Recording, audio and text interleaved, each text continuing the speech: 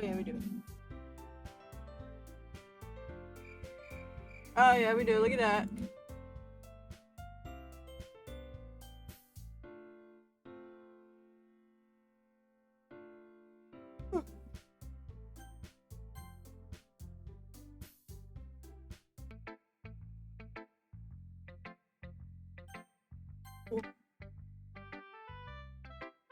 Forgot everyone's name. Okay, Sayori is first girl with the short pink hair, right? Natsuki is the tiny girl, and Yuri's purple hair, big.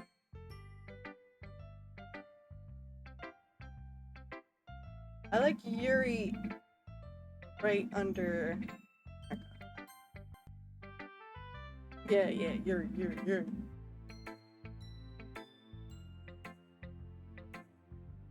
Yuri stares at the phone. A minute passes, more than enough time for her to finish reading. Oh, sorry. I forgot to start speaking. I'm a fucking idiot. Time to find them, force yourself.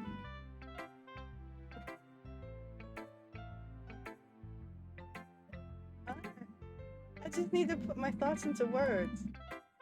Fun. Okay.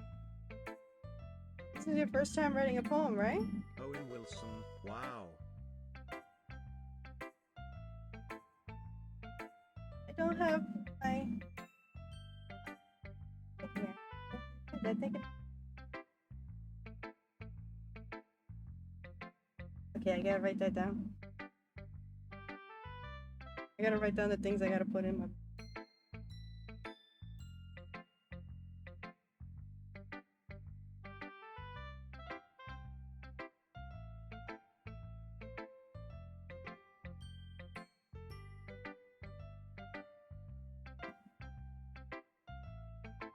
Oh.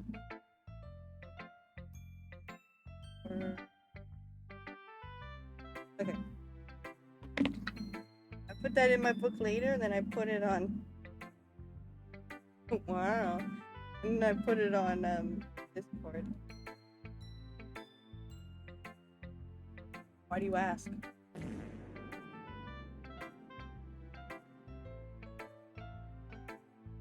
Making sure. I guess that it might be after reading... I guess that it might be after reading through it. Oh, so you saying my poem sucks? Well, my poem isn't about you, so... Oh, so it's that bad. No! Did I just raise my voice? Oh, I'm so sorry. Yuri buries her face in her hands. I couldn't help but notice it's been several minutes and we really haven't gotten anywhere.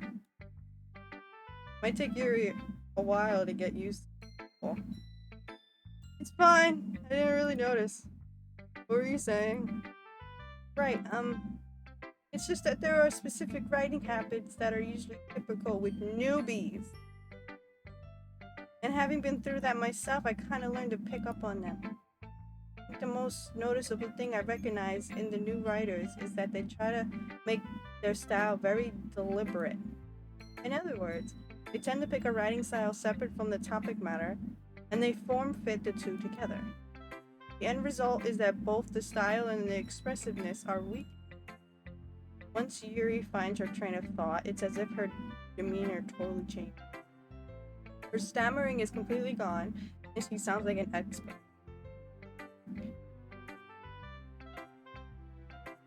Of course, that's not something you can be blamed for. There are so many different skills and techniques that go into writing even a simple poem. Not just finding them and building them, but getting them to work together is probably more. It might take you some time, but it all comes with practice and learning by example and trying new things. I also hope that everyone else in the club gives you valuable... Natsuki can be a little biased, though. Biased how? Well, never mind. I shouldn't be talking about people like that. No, gossip! Let's go! Fine. I'm not sure if Yuri's apologizing to herself, or me, Natsuki. Do you mind if I read your poem now? It's only fair. Please do. I'd love to share my thought process behind it. Yuri smiles dreamily as if that's a rare opportunity for her. Which itself is kind of funny. Call it weak. After all, isn't this supposed to be a literature club?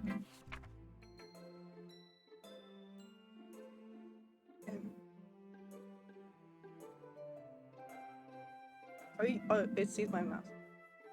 Ghost under the light.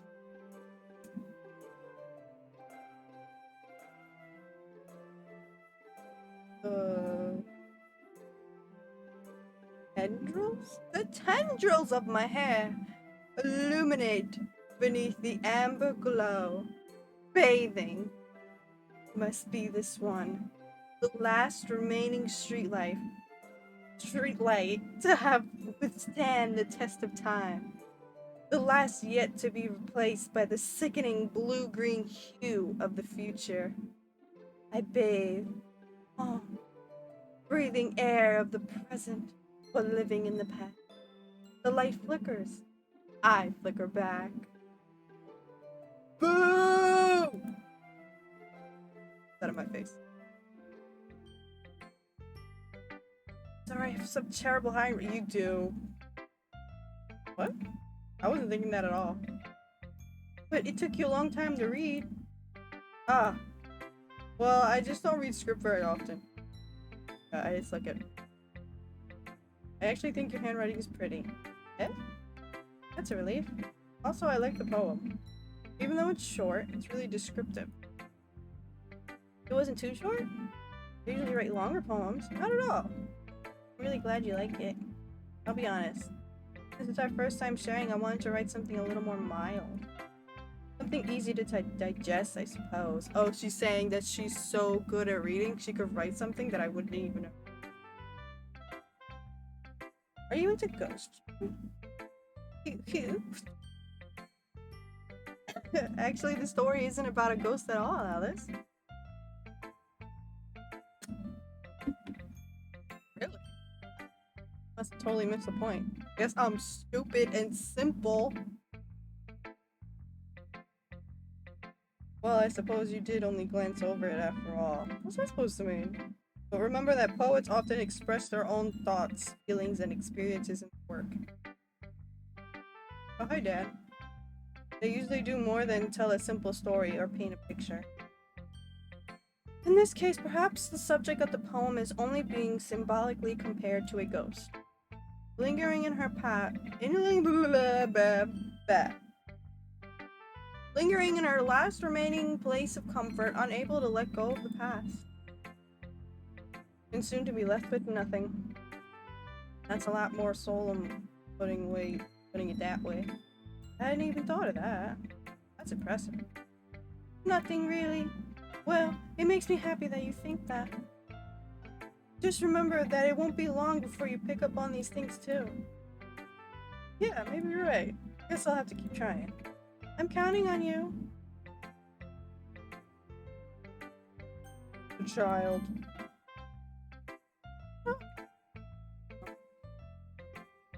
Okay, well, let's start with the things I don't like. First of all, Suki reads my poem. Hates all of it. Never mind, I don't feel like giving you my opinion. Okay, next! What's the point of sharing it in the first place? I wrote this when I could have been doing other things. In fact, I remember how I said I wanted to read your poems? That's what I had in mind when writing this. I want to help you feel comfortable enough to share yours. Like Monica said. Well, I'd be more comfortable sharing my poem if yours was really bad. You were supposed to show me some dumb poem and make me go, ha! Well, it's not that great, but let me show you what real literature looks like.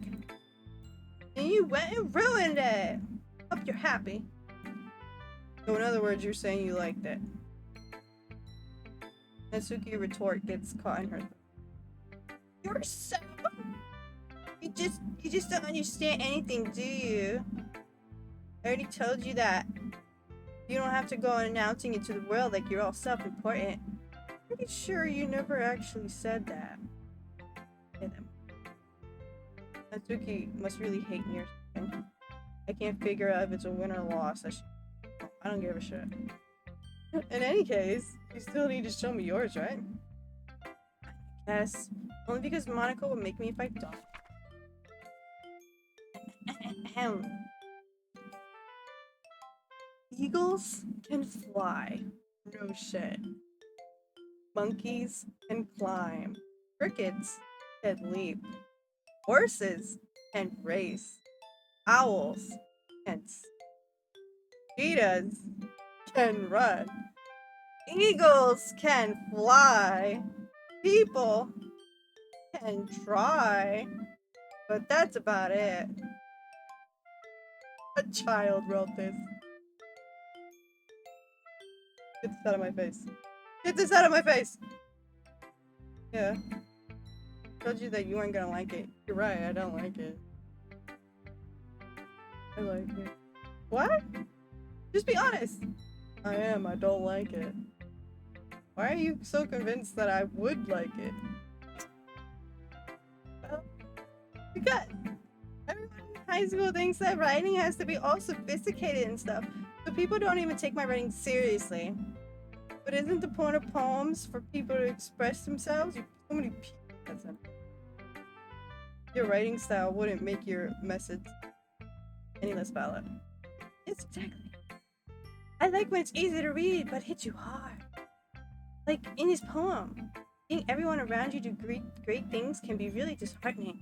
I decided to write about it. Oh, is that what it's about? I thought it was stating the obvious. Yeah, I understand. But the other nice thing about simple writing is that it puts more weight on wordplay.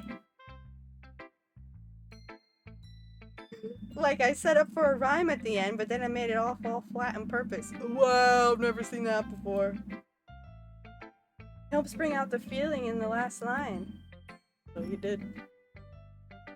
I guess more went into it than I realized. That's what it means to be a pro. Glad you learned something.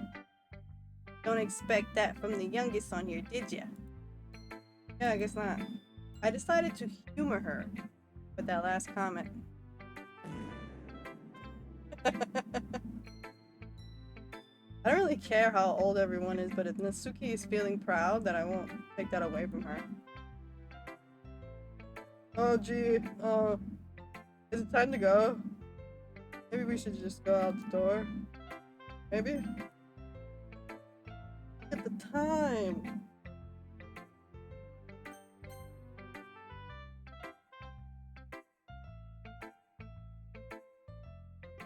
Why am I so mean to her? She's actually not that bad. This is a good poem, Alice. Are you sure it's your first time? Of course. Not that good. Am I the kind of guy who would be writing poems in his spare time? You're right. But that's why it impressed me. Well, to be honest, I was afraid that you wouldn't do it seriously, or that you wouldn't write one at all. Really happy you just wrote one. It reminds me of how you're really part of the club now. Not to mention the fact that I'm standing in front of you in the club room. Well, of course, I'm not really into it yet, but that doesn't mean I'll break my promise. See? It's like I said before, Alice. Deep down, you're not selfish at all, you know? Trying new things like this for other people, that's something that only really good people do. Thanks. I'm not sure if Sayori sees the full picture of my motive here. And again, can't deny that she's part of the reason I joined. Knowing how much this means to her and all. Yeah, I'm gonna make sure you have lots of fun here, okay? That would be my way of thanking you. Alright, I'm gonna hold you to that then. Yeah. Now you'll read my poem too, right? Bring it on. Don't worry, I'm really bad at this. Hehehehe. Think about that. Dear sunshine, the way you glow through my blinds in the morning, it makes me feel like you miss me. Kissing my forehead to help me out of bed. making me rub the sleepy from my eyes. Are you asking me to come out and play? Are you trusting me to wish away a rainy day? I look above. The sky is blue. It's a secret, but I trust you too. If it wasn't for you, I'd sleep forever. Well, I'm not mad. I want breakfast. The best. Oh, this is the best one. Yori, this is amazing. This is just a guess, but you wait until morning to write this? No, just a little bit. You can't answer just a little bit to a yes or no question. Well, at least that makes me feel a little better about myself. Don't be mean. I'll try my best. I didn't mean to say that it was a bad poem. It came out nice. Or how should I put it? It sounds just like you. Yeah. Especially that last line. The best line. I made eggs and toast. Even though you're late for school. It's never too late. If I had to skip breakfast, I get all cranky. Well, I guess there's no point in arguing. Anyway, thanks for showing me. It's been so much fun. It says never too late for toast. Monica's the best. Have we seen Monica's poem? Ah, yeah. But next time I won't forget. And I'm gonna write the best poem ever. Well, I guess I look forward to it. Phew. I guess that's everyone. I glance around the room.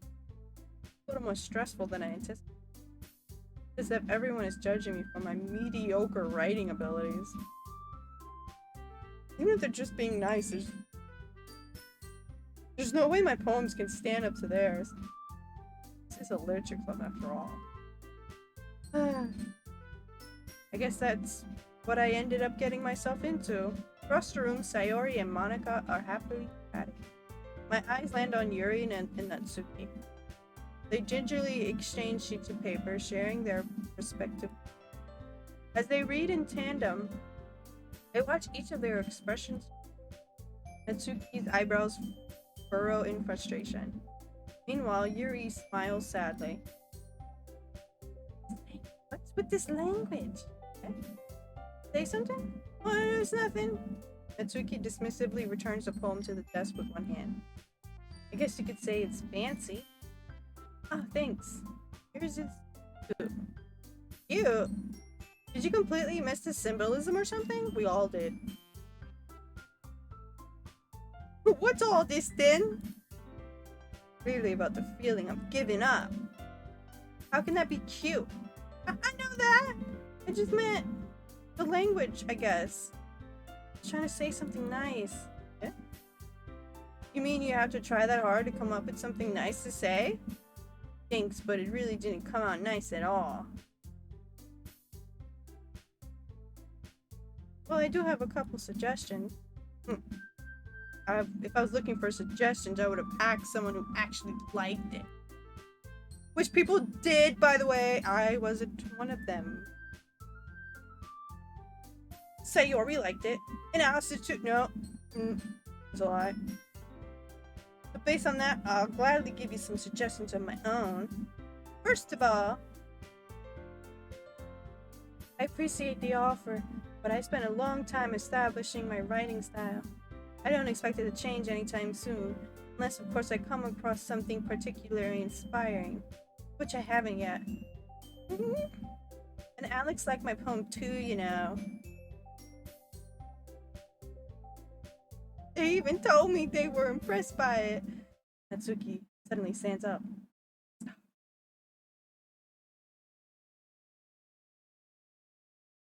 Is that on the camera?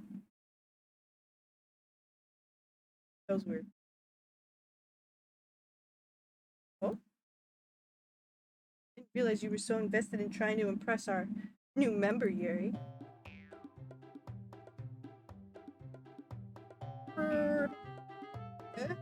That's not what I... You're just...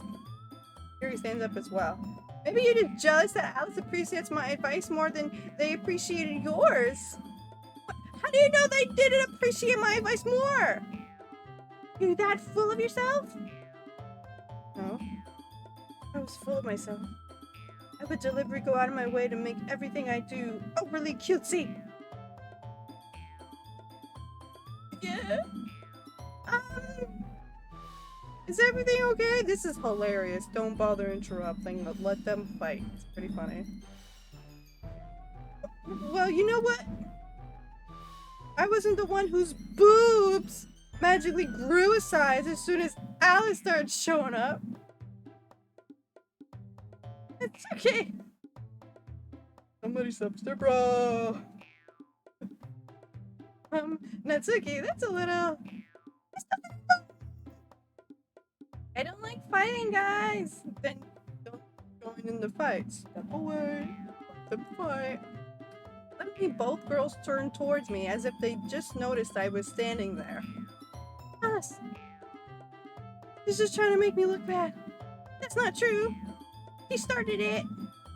If she could get over herself and learn to appreciate that simple writing is more effective, then this wouldn't have happened in the first place. What's the point of making your poems all convoluted for no reason? The meaning should jump out the reader, not force them to have to figure it out. Help me explain that to her, Alice. But wait! There's a reason I have so many deep and expressive words in our language. It's the only way to convey complex feelings and meaning the most effectively.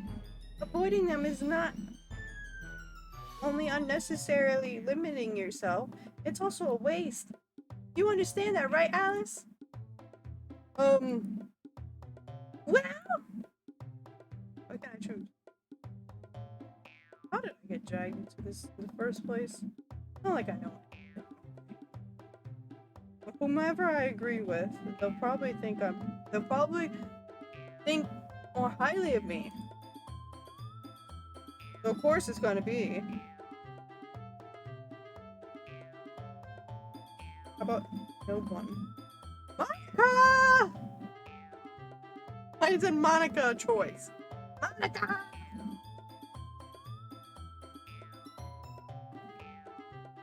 Help me. Suki. And Suki glares at me, drying up any words I had in my mouth. So instead I turn to Yuri. But Yuri's expression is so defenseless that I can't bring myself to say anything to her. Sayori! Yeah, everyone's fighting is making Sayori uncomfortable. How can the two of you keep fighting when you know you're making your friend feel like this? Oh, Monica's better.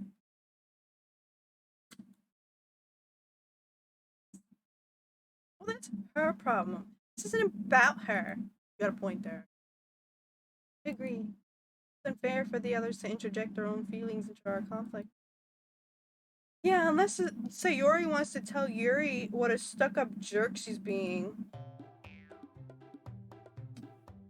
Okay. She would never! It's your immaturity that made her upset in the first place. Excuse me? Are you listening to yourself? This is exactly why no one likes stuff.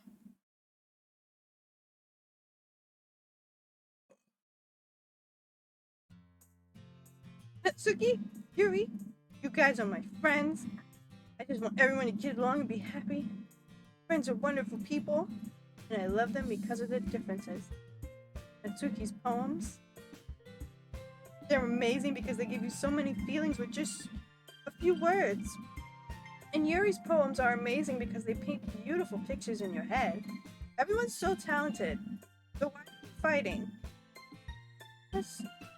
Well, also, Natsuki's cute, and there's nothing wrong with that. And Yuri's boobs are the same as they always were. Big and...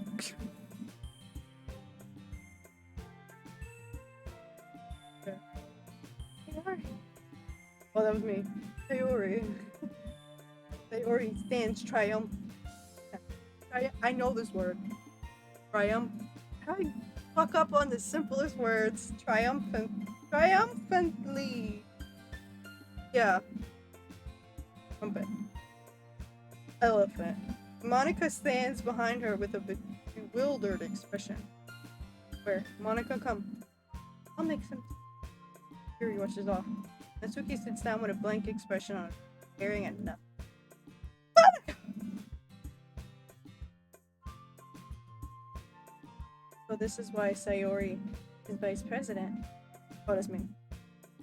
So this is why Sayori is vice president, whispered Monica. Nods in return. To be honest, I might come off as a good leader and I can organize things. But I'm not very good with people. I couldn't even bring myself to interject. As president, that's kind of embarrassing of me. Nah. It's not like I can blame you. I wasn't able to say anything either. Well, I guess that just means Sayori is amazing in her own ways, isn't she? Say that. She might be an airhead, but sometimes it's really suspicious that she knows exactly what she's doing. I see. Take good care of her, okay? I'll take good care of you if you want me to. I would hate to see you get yourself hurt. That makes two of us. You can count on me. Micah smiles sweetly at me, causing my stomach to knot. Such a genuine person really does make a good president, regardless of what she says. If only I can get a chance to talk to her a little more. Oh, Monica! Okay, ad time. I wait for the ad.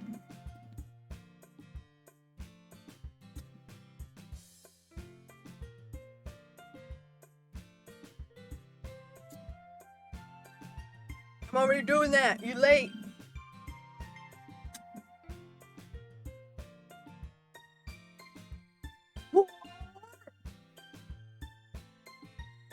Hi, Jeremiah.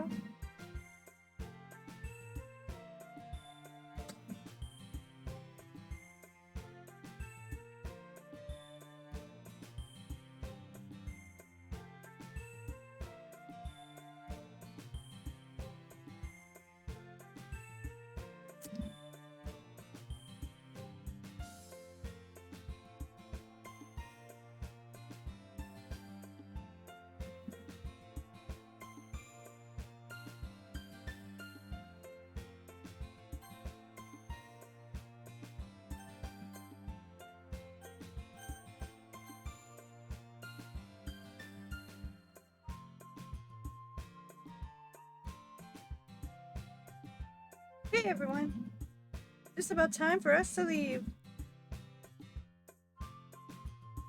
How do you all feel about sharing poems? It was a lot of fun. Well, I'd say it was worth it. It was alright. Well, mostly. Alex, how about you? Yeah, I'd say the same. It was a neat thing to talk about with everyone. Awesome! In that case, we'll do the same thing tomorrow. And maybe you learn something from your friends too. So your poems will turn out even better. Think to myself. I did learn a little more about what kinds of poems everyone likes. With any luck, that means I can at least do a better job impressing those who I want to impress. I nodded myself with newfound determination. Alice, ready to walk home? Sure, let's go. Jeremiah. Sayori beams at me. It truly has been a while since Sayori and I have spent this much time. I can't really say I'm not enjoying it either. Sayori, about what happened earlier. What do you mean? You know, between Yuri and Natsuki. Does that kind of thing happen often? No. That's really the first time I ever seen them fight like that. I promise they're both wonderful people. You don't hate them, do you? Nah, I don't hate them. I just don't really like them, you know. I just wanted your opinion, that's all. I can see why they make good friends with you. You know, Alice. It's nice that I get to spend time with you in the club, but I think seeing you get along with everyone is what makes me the happiest. And I think everyone really likes you too. Every day is gonna be so much fun. It looks like Sayori still hasn't caught on to the kind of situation I'm in. Sure, being friends with everyone is nice, but does it really need to stop there? We'll just have to see what the future holds, Sayori. I pat Sayori on the shoulder. I said that more to myself than to her, but it's easy to use Sayori as an internal monologue. So, okay. Yeah, do this.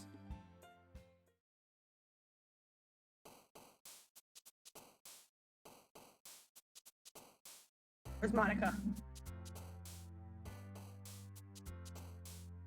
Do we write another love poem for Monica?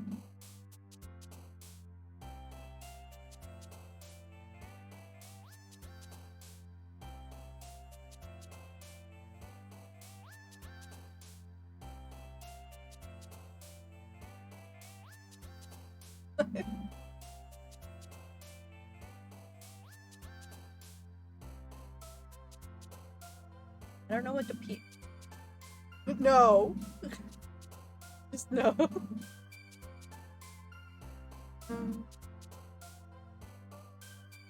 That is a big word.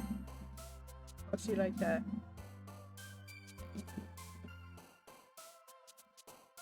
Stop it. Stop it!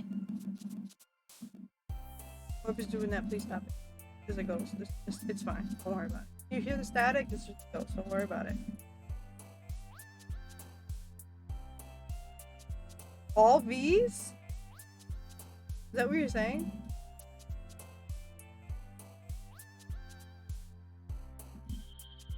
Vanilla? You like that? Uh-oh. There's no V.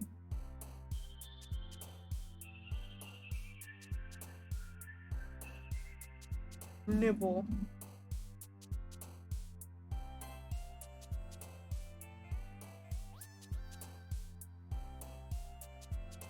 Milk. Oh. That's the thing!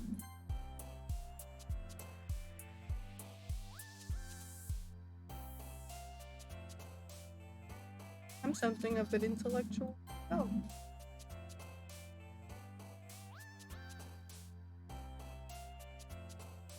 The V!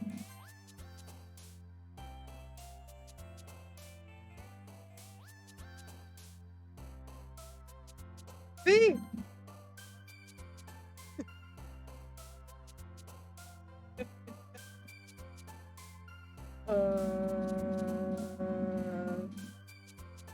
And I just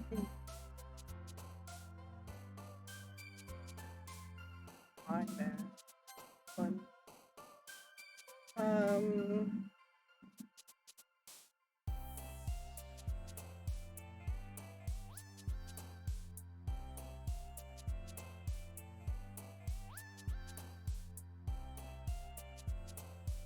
Music.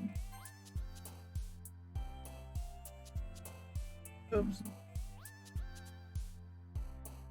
See?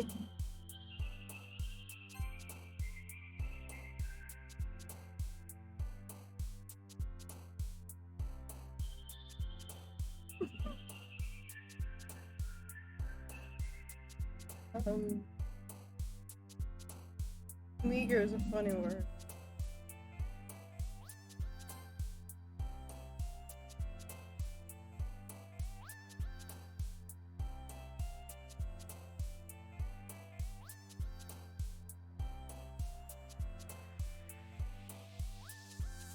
Puppy!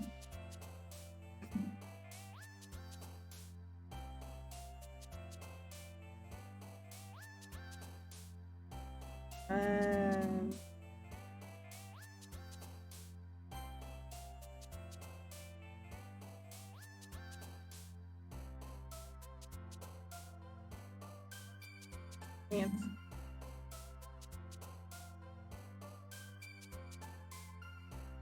What a weird word after image. Weird.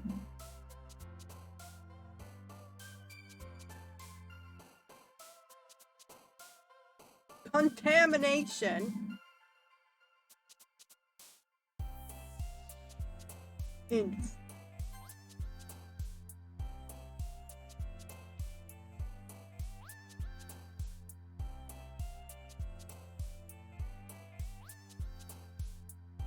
I don't know what this. I've never seen this word in my life.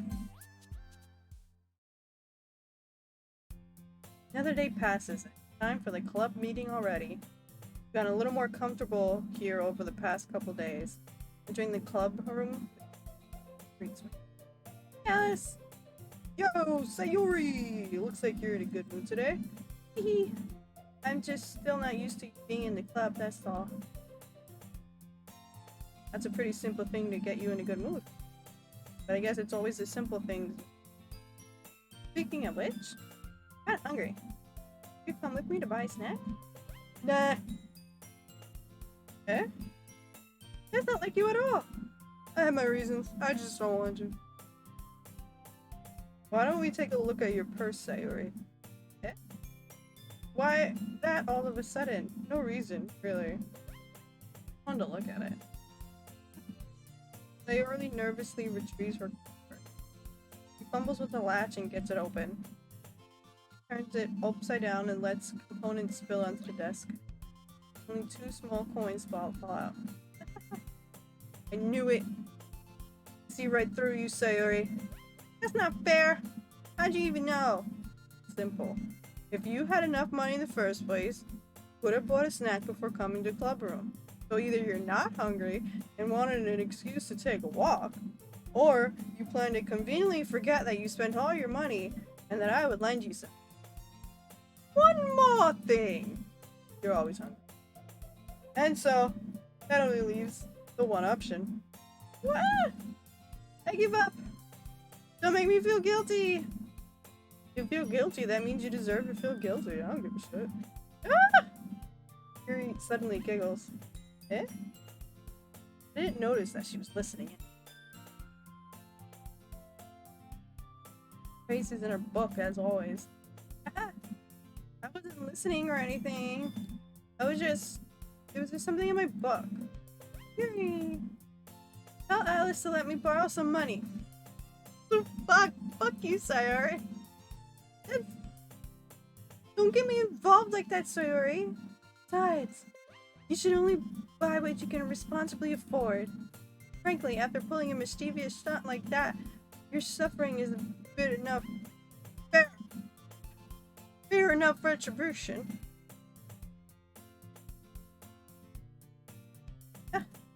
I didn't mean that. I got too absorbed in my book. I really like when you speak your mind, Yuri. Doesn't have much, but it's one side of you. There's no way you could think that. You were right, though. I did something bad, and now I have to accept the revolution and suffer. Retribution. Still, coming from you, Sayori. I guess there's a little devil inside all of us, isn't there? Don't let her fool you. Sayori knows exactly what she's doing. After all, she told you guys she was bringing me to the club before she even told me. What? You wouldn't have come if it weren't for the cupcakes. So I had to trick Natsuki into making them. Come on, give me more credit than that, Sayori. Just have it. Yeah! Out of nowhere, something smacks Sayori in the face and tumbles onto the desk. What was... A cookie! Sure enough, it's a giant cookie wrapped in plastic. Sayori glances around. Is this a miracle? Is it because I played my restitution? Actually, that one almost worked. I was just gonna give it to you, but then I heard you blab about the cupcake. It was totally worth seeing your reaction, though. Natsuki! It's so nice of you. I'm so happy. Sayori hugs the cookie. Jeez, just eat it. Sayori rapidly tears open the wrapper and takes a huge bite. So good. Sayori suddenly claps her hands over her mouth. In my tongue. You're going through a lot over just one cookie. Natsuki takes a bite of her own cookie. Ah, your lips look really good. Yours look really good too, Natsuki. Can I try it? Jeez, beggars can't be choosers. But yours is chocolate. Yeah, why do you think I gave you that one? Fine. Still, I'm really happy that you shared this one with me. Doria gets out of her seat and goes behind Natsuki, then wraps her arms around her. Oh, jeez. I get it. Cookie still in hand, Natsuki reaches up to nudge Sayori off of her. Oh. Sayori suddenly leans down and takes a bite out of Natsuki's cookie. Hey! Did you just seriously do that? Mouthful of Sayori trots away to safety. Yuri and I laugh as well. Jeez, you're such a kid sometimes. Monica, can you tell Sayori? Natsuki glances around. Monica isn't in the club. Monica! Where's Monica anyway? Question. Have any of you heard anything about her being late today? Not me. Yeah, I haven't either.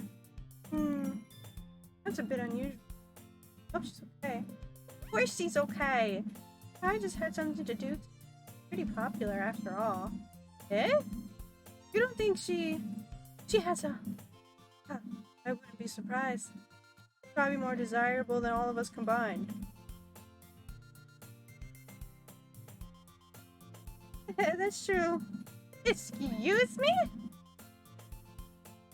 Suddenly the door swings open. Sorry, I'm super sorry. Ah, there you are. I didn't mean to be late. You guys weren't worried or anything. Eh? Monica chose the club over her boyfriend after all. You're so strong-willed. But boyfriend? What on earth are you talking about? Monica quizzically glances at me. Ah, never mind that. What held you up anyway? Well, my last period today was study hall. To be honest, kinda just lost track of time. That makes no sense though. You would have heard the bell ring at least. I must not have heard it. I was practicing piano. Yeah. I wasn't aware you played music as well, Monica. I don't really. I kinda just started recently. Always wanted to learn piano. That's so cool! You should play something for us, Monica. Monica looks at me. Maybe once I get a little better, I will. Yay! That sounds cool. I'd also look forward to it. So, in that case, I won't let you down, Alice. Monica smiles sweet. I didn't mean any pressure or anything like that. Don't worry. I've been practicing a whole lot recently, and I really love the chance to share once I'm ready. In that case, best of luck. Thanks. So, I didn't miss anything, did I? No, not really. I chose to leave out Shoyori's mischievous escapade. I'm sure Natsuki will end up complaining to her. Looks like everyone has already settled down. Sayori somehow already finished her entire cookie. Yuri is back to her book and Natsuki disappeared into the closet. I'm really curious to talk to Yuri a little bit more. At the same time, I would feel bad for distracting her from... I catch a glimpse of the cover of the book. Looks the same as the book she lent to me. More than that, she seems to be on the first pages. Crap. I think she noticed me looking at her. Thinks that she sneaks another glance at me, and our eyes meet for a split second. But that only makes her hide her face deeper in her book. Sorry. I was just spacing out. I mutter this, sensing that I made her uncomfortable. Oh, fine. If I was focused, then I probably wouldn't have noticed in the first place. But I'm just rereading a bit of this, so... That's the book you gave me, right? I want to reread some of it. Not for any particular reason. Just curious, how come you have 2 copies of the same book? Ah, well, when I stopped at the bookstore yesterday... Not what I meant. I mean, I just happened to buy 2 of them. Oh, I see. Something fairly oblivious here that Yuri isn't telling me, but I'll definitely start reading it soon. Glad to hear. Once it starts to pick up, you might have a hard time putting it down. Very engaging and relatable story. What's up? What's it about, anyway? Well, Yuri closes the book and scans your eyes over the back. This book is titled Portrait of Marco. There's an ominous-looking eye symbol on the front cover. Alright? Just wanted to make sure I didn't accidentally give anything. Basically, it's about this girl in high school who loses her long-lost younger sister. But as soon as she does so, her life gets really strange. She gets targeted by these people who escape from an experiment. And while her life is in danger, she needs to desperately try. No matter what she does, she ends up destroying most of her relationships, and her life starts to fall apart. That's kind of dark. Yuri made it sound like it was gonna be a nice story, so that dark turn came. They're right here. See? See?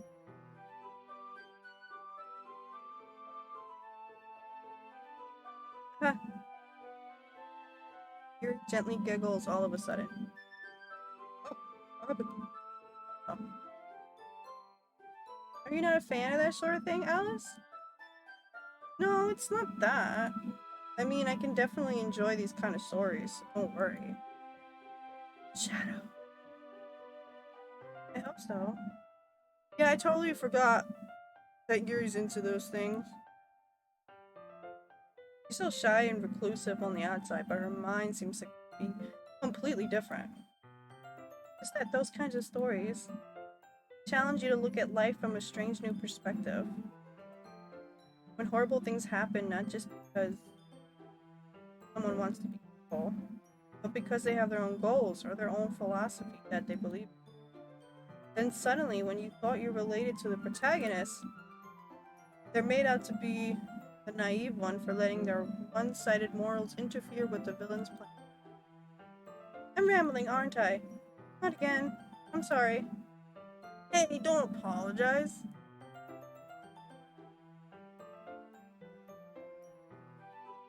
I mean, it looks fine on my end. I can't see what yours.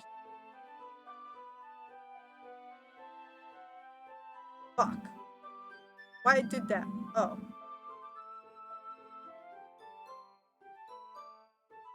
What's happening?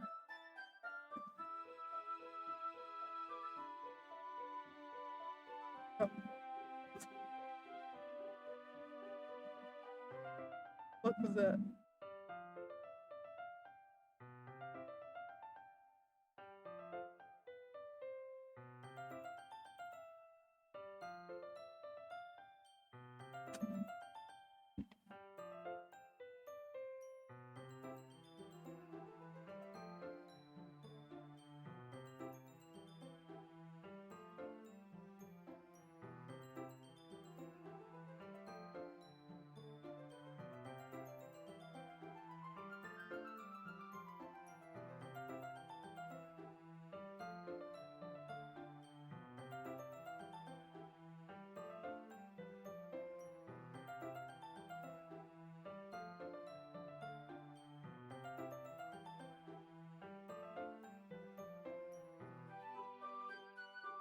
Where is it?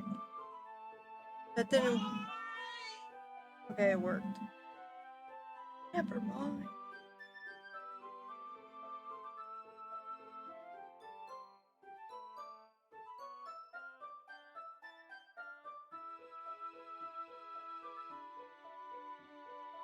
I don't know how to fix it.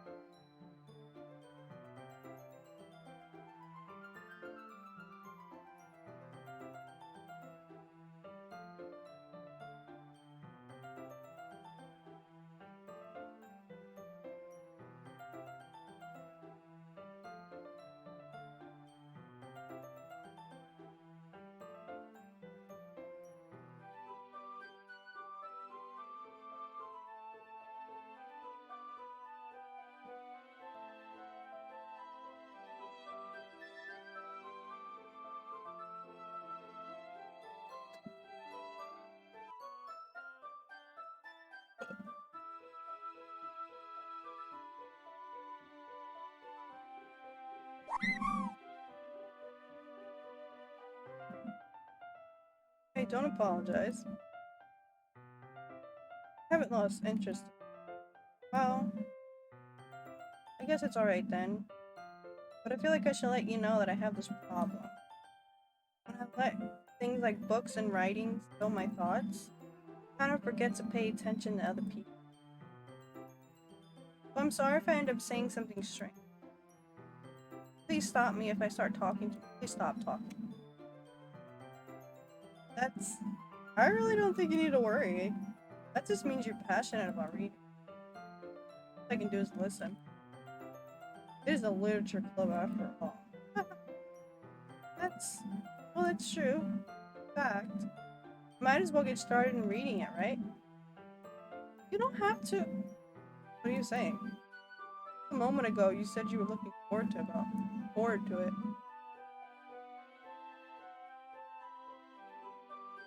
Let me just get the book. Quickly retrieve the book that I had put into my bag. Alright, is it fine if I sit here?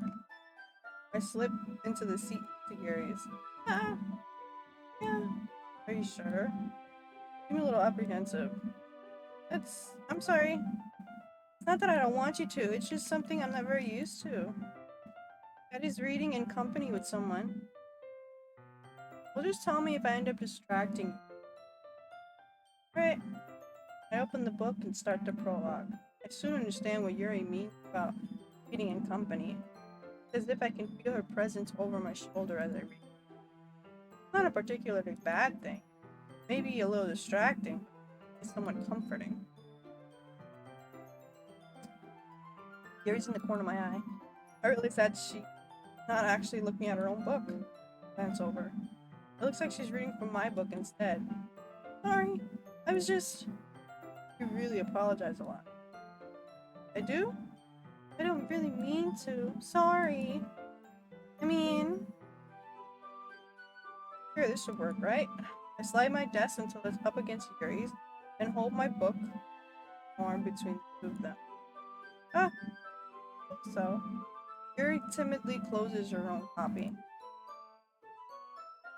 Once we each lean in a little bit, our shoulders are almost touching. It feels like my arm is in the way, so instead I use my right hand to hold the book open. I guess that makes it kind of more difficult to turn. Here. Yuri takes her left arm and holds the left side of the book between her thumb and her forefinger. Ah, I do the same with my right arm, on the right side of the book. That way, I turn the page. Yuri sees it on her thumb. Slides it on her thumb after it flips on her side. Looks like I'm trying to take... Give my book back! But in holding it like this, we're huddled even closer together than before. It's actually kind of distracting me. It's as if I can feel the warmth of Yuri's face and she's in the corner of my vision. You ready? Huh? To turn the page? Ah, sorry. I think I got a bit distracted for a second. I glance over at Yuri's face again and our eyes meet. I don't know how I'll be able to keep up with her. Ah, that's okay. You're not used to reading, right? I don't mind being patient if it takes you a little bit longer, because you're fucking stub. Oh, fuck you, Yuri! Probably the least I can do, since you've been so patient with me. Yeah, okay. We continue reading. Yuri no longer asks me if I'm ready to turn. Instead, I just assume that she finishes the page before me. Return by my own volition. It backwards? Like Japan books, so wouldn't you have to ask her to for the page? Or is it not backward?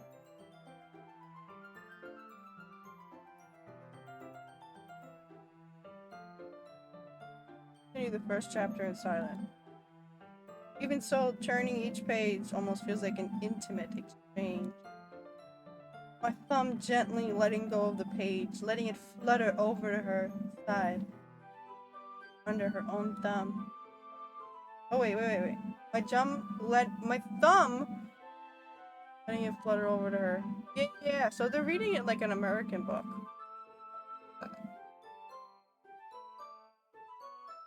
Right? Hey Yuri. This might be a silly thought, but the main character kind of reminds me of you a little bit. You think so? How does she? Well, I guess it's more blunt in a lot of ways. I guess she's more blunt in a lot of ways. But she also second guesses all the things she says and does. Like she's afraid she'll do something wrong. Not like I can see into your head or anything. They're kind of reminiscent of some of your mannerisms. I see. Yuri remains silent for a moment. But Alice, that's probably a terrible thing to have in common with her. So embarrassing that you think that. Wait, I didn't mean that in a bad way or anything. Sorry, I really don't know you were self-conscious about that sort of thing. I guess I more meant that it's kind of cute. Huh? What are you saying all of a sudden? Hey. Okay, everyone! Alice is not allowed to flirt with anyone but me, so I'm butting in now. I think it's about time we share today's poems with each other. We might not have enough time if we wait too long. Yuri exhales, spared from finishing her thought. Is that alright, Yuri? You look kind of down.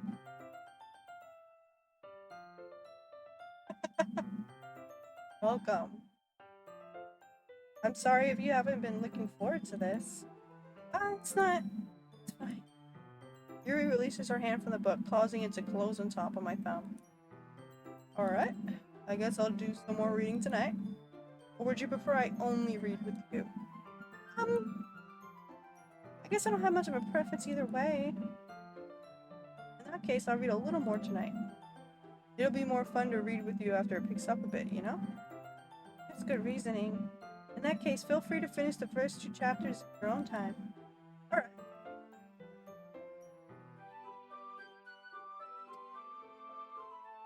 Stand up. I make a mental note where I left off in the book and then slip it back in my bag. Who should I show my poem to first? My God.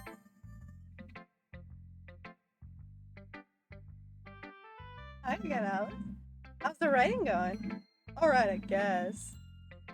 I'll take that. As long as it's not going bad. I'm happy that you're applying yourself. Maybe soon you'll be coming up with a masterpiece. Oh, is this not a masterpiece?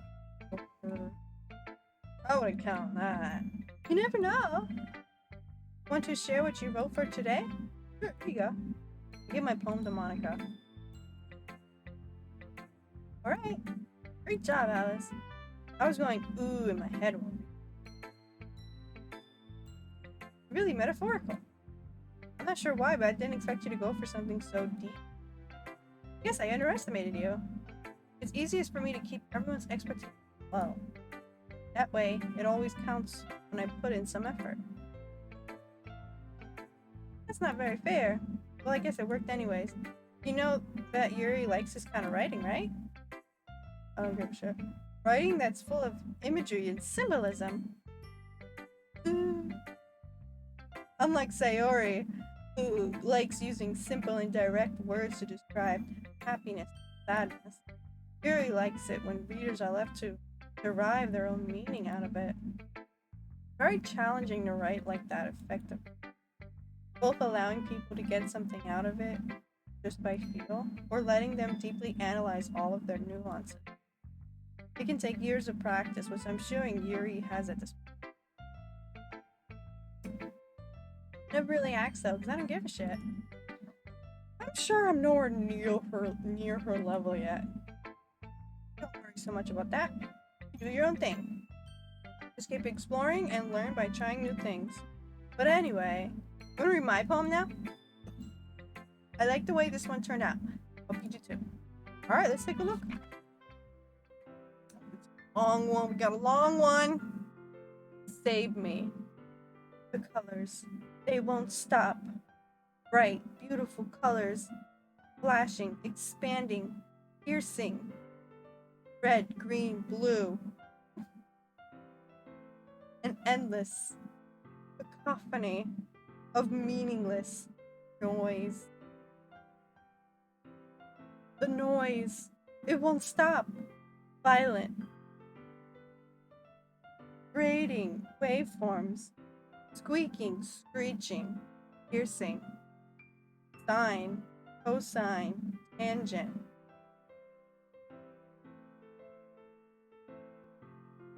Like playing a chalkboard on a turntable. Like playing a vinyl on a pizza press. An endless poem of meaningless.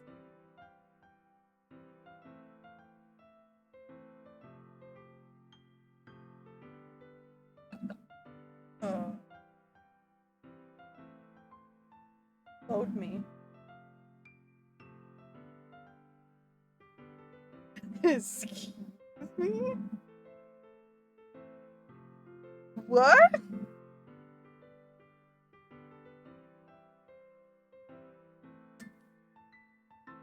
Excuse me.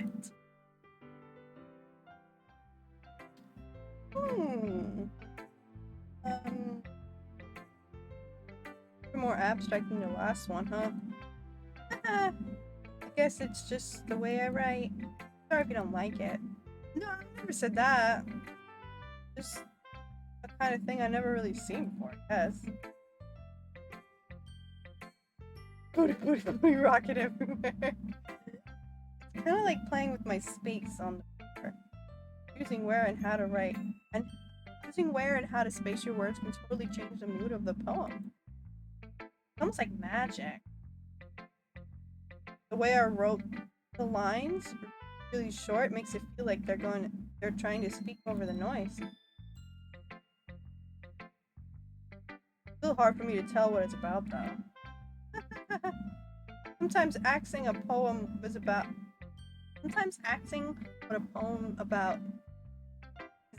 isn't the right question.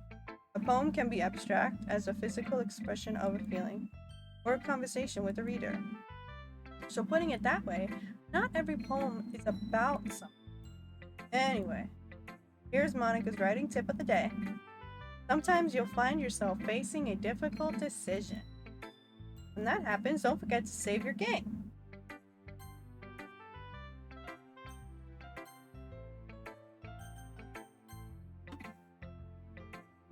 You never know when you might change your mind, or when something unexpected may happen. Wait, is this tip even about writing? What am I even talking about? That's my advice for today. Thanks for listening. Okay.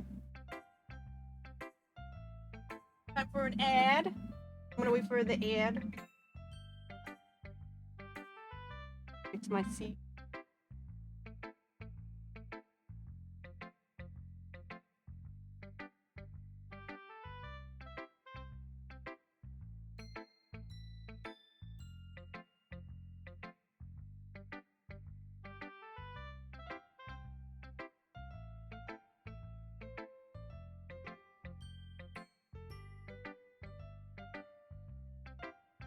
I don't have the book with me. I think it's in my suitcase, which is in the other room.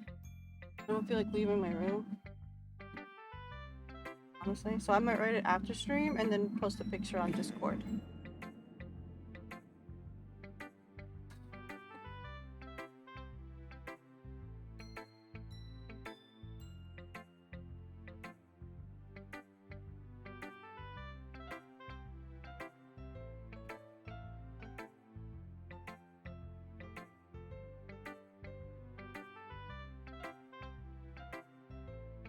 I got a cramp.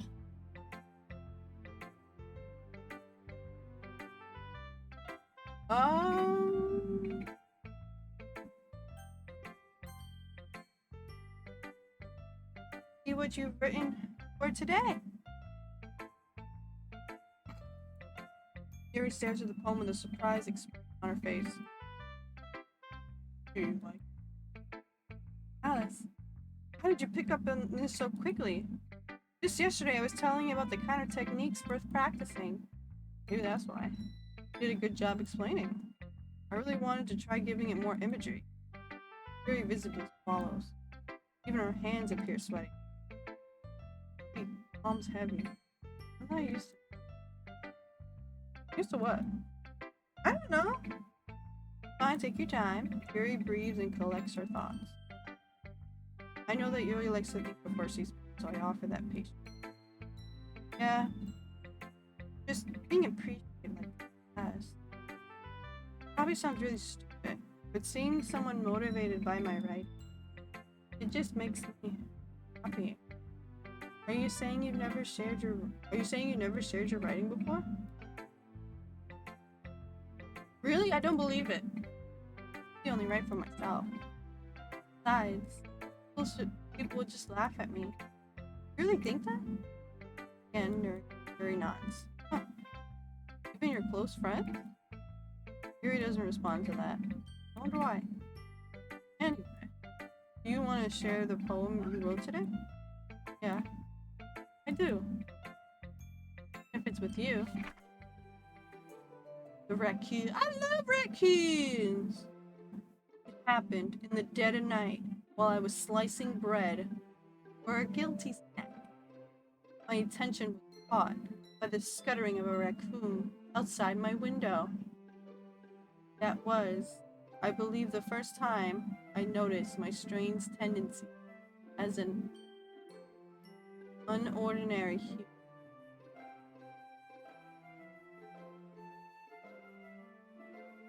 Gave the raccoon a piece of my bread, my subconscious well aware of the consequence. Well aware that a raccoon that is fed will always come back for more. The enticing beauty of my cutting knife was the symptom. Bread, my hungry curiosity. The raccoon, an urge. The moon increment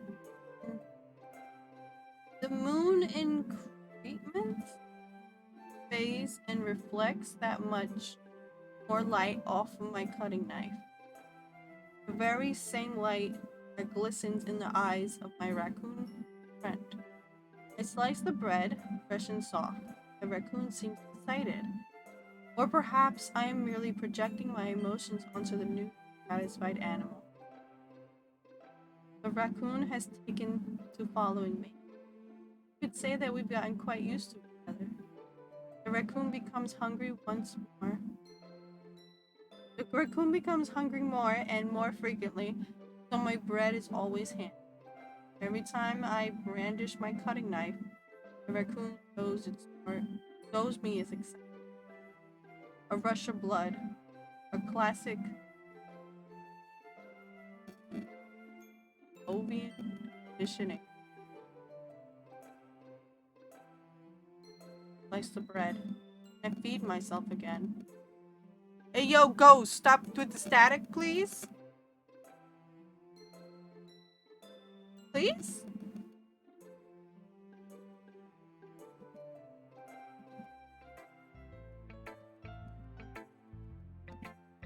Can you hear the static? It's gone.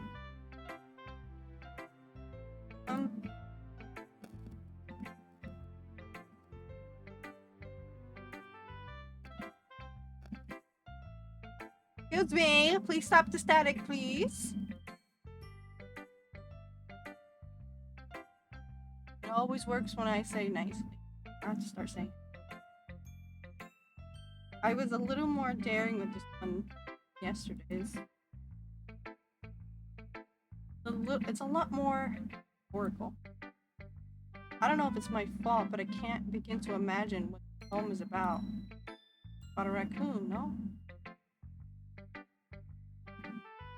That's right. A bit closer to my preferred writing style, using the poem as a canvas to express vivid imagery and conveying emotions through them. Yeah, if I take it at face value, then I can't even figure out what it's supposed to mean. Well, think it's something that different people can relate to in their own way. I wanted to express the way it feels and indulge in my more unusual hobbies. Oh, they're not a wreck. Or those sort of things I'm usually forced to keep to myself. So I sometimes enjoy writing about them. Why do you keep them to yourself? Because they're embarrassing. People would make fun of me. Don't you have anything like that, Alice? Well, yeah, I guess I do. I feel like everyone has a little something like that. The best we can do is respect each other and our individuality. Even if it's difficult sometimes, things less uncomfortable. After all, if I hadn't learned to embrace my own weirdness, I would probably hate myself. I might be ranting a little bit now, but I'm glad you're a good listener.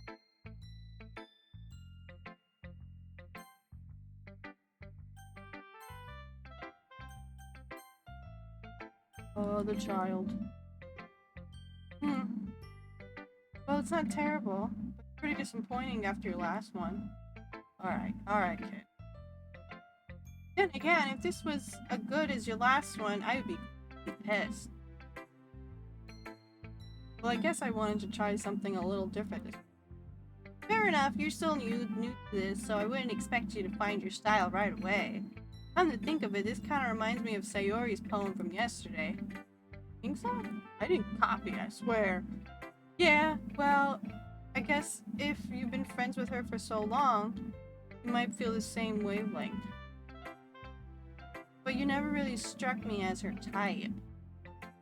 Sayori has a type all of a sudden? Well, I don't know, but honestly, how can someone so fluffy spend so much time with someone like you? Like she's dragging around a dead weight. That's a little unnecessary. But think of it this way. If it weren't for me, she would probably just fly away like letting go of a balloon. You could say we take care of each other in our own way. Whatever it is, I don't get it. I guess I'm supposed to show you my... Here. Amy likes spiders. You know what I heard about Amy? Amy likes spiders. Icky, wriggly, hairy, ugly spiders. That's why I'm not friends with her. Amy has a cute singing voice. I heard her singing my favorite love song. Every time she sang the chorus, my heart would pound the rhythm of her words. But she likes spiders. That's why I'm not friends with her. One time I hurt my leg really bad. Amy helped me up and the nurse. I tried not to let her touch me. She likes spiders, so her hands are probably gross. That's why I'm not friends with her. Amy has a lot of friends. I always see her talking to people. She probably talks about spiders. What if her friends start to like spiders too? That's why I'm not friends with her. It doesn't matter if she has other hobbies. It doesn't matter if she keeps it private. It doesn't matter if it doesn't hurt anyone. It's gross. She's gross. The world is better off without spider lovers. And I'm gonna tell everyone. Oh gosh. Not bad, right? Bad. Quite a bit longer than yesterday's. Yesterday's was way too short. And I was just warming up. I hope you didn't think that was the best I could do. No, of course not. Anyway, the message is pretty straightforward in this poem. I doubt I even have to explain it. Sometimes you can explain complicated issues with some simpler analogies.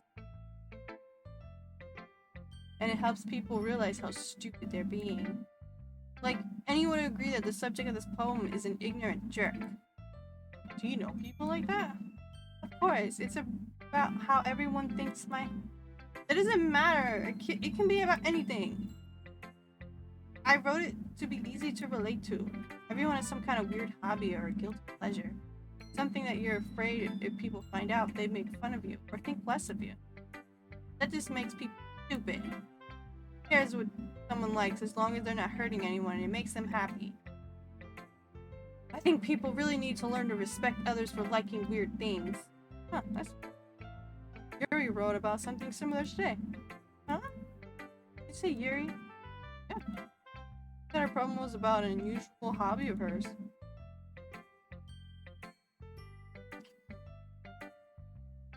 I didn't really get it, but she said something similar to you. But people shouldn't make fun of each other. People shouldn't make each other feel insecure about those things. Really? Well, I mean, Yuri's pretty weird, so I wouldn't doubt she has some weird hobbies. Not that there's anything wrong with that. It's not like I would judge her or anything. She has trouble finding words. I guess I should try not to be so mean to her. She feels insecure about her weird behavior. I mean, I always hate people who make me feel insecure. And Yuri made me feel insecure yesterday.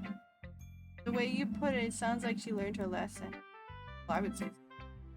Even if her writing style is really different, I'm sure she'll appreciate the message in the poem. But I do best, after all. I don't like writing unless there's a good message to take away from it. Like conveying emotions is important, but I want to not just remember that. I'm gonna write a good one for tomorrow, too. So look forward to it. Oh my god, problem. Oh gee, I guess I'll just. Dude, I like this one, Alice. This has some nice feelings in it. Ah, does that mean it's better than yesterday's? It makes me think. I don't know. I guess I like them both. Not very helpful, you know. Well, I'm not very good at figuring out if poems are good or bad. But that's why I just go by my heart. If it makes me feel things, then it must be a good poem. I'm not sure that's exactly how it works. Thanks, Nightbot.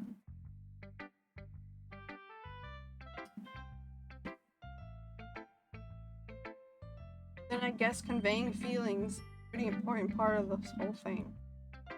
Yeah, maybe. Honestly, I don't even know what kind of writing you like in the first place. Yeah, me neither.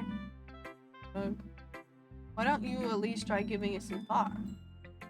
Aw, you want to write something for me? That's so sweet. Yeah, right. But you're always thinking about other people. About yourself once in a while. If you don't, you might end up getting hurt at some point. Eh? Well, I don't really know what you mean, but I'll try to keep that in mind. Well, whatever. Anyway, let's see. I guess I like happy poems. Wait, sometimes I like sad poems too. Sometimes a little both. There's a word for that, right? What's the word I'm looking for? Bittersweet. Yeah, I like things that are happy and things that are sad. Happy and sad? I can't see you liking something sad, Sayori. Well, I like happy the most, but sometimes you have to have a little rain cloud in your sad poem can help the rain cloud a little hug and make a nice happy rainbow. Sayori, that's unexpectedly poetic. Eh, is it? Maybe I'm getting better at expressing my feelings after all. Thanks, Alice. I should go write that down. Write that down! Write that down! You can read my poem now, okay? Oh, here we go. Bottles. I pop off my scalp like the lid of a cookie jar. It's the secret place where I keep all my dreams. Little balls of sunshine, all rubbing together like a bundle of kittens. I reach inside with my thumb and forefinger and pluck one out.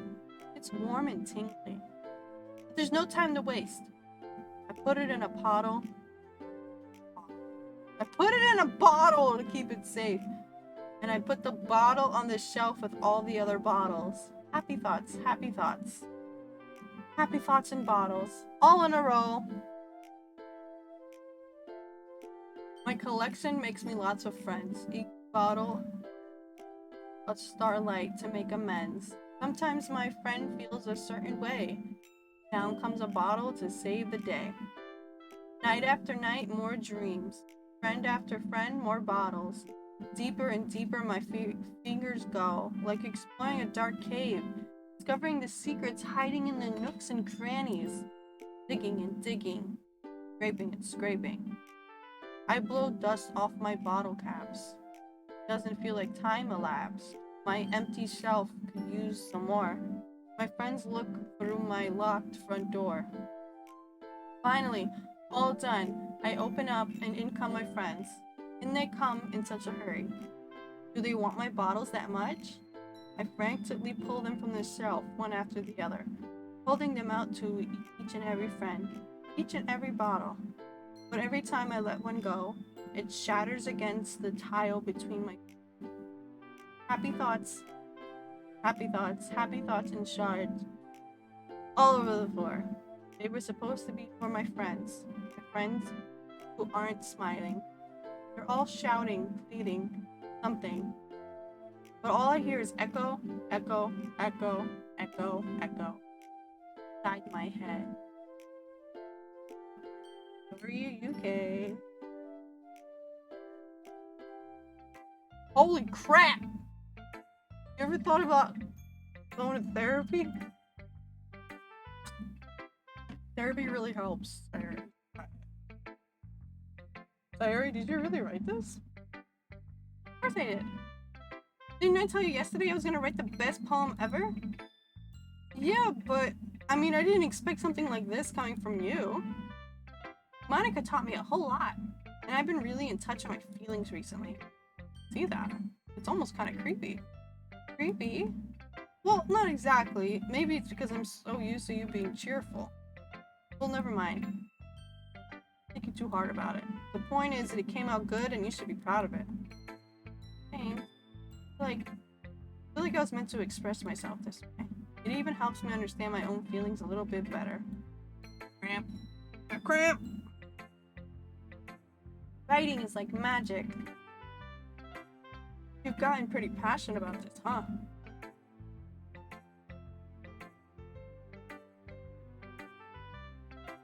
Fan yourself, Grin.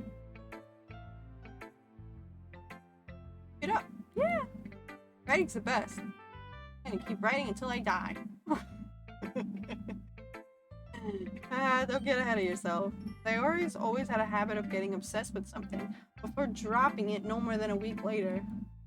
I wonder if this is one of those times. But seeing that passion in her eyes makes it hard for me to be pessimistic. Okay, everyone, we're all done reading each other's poems, right?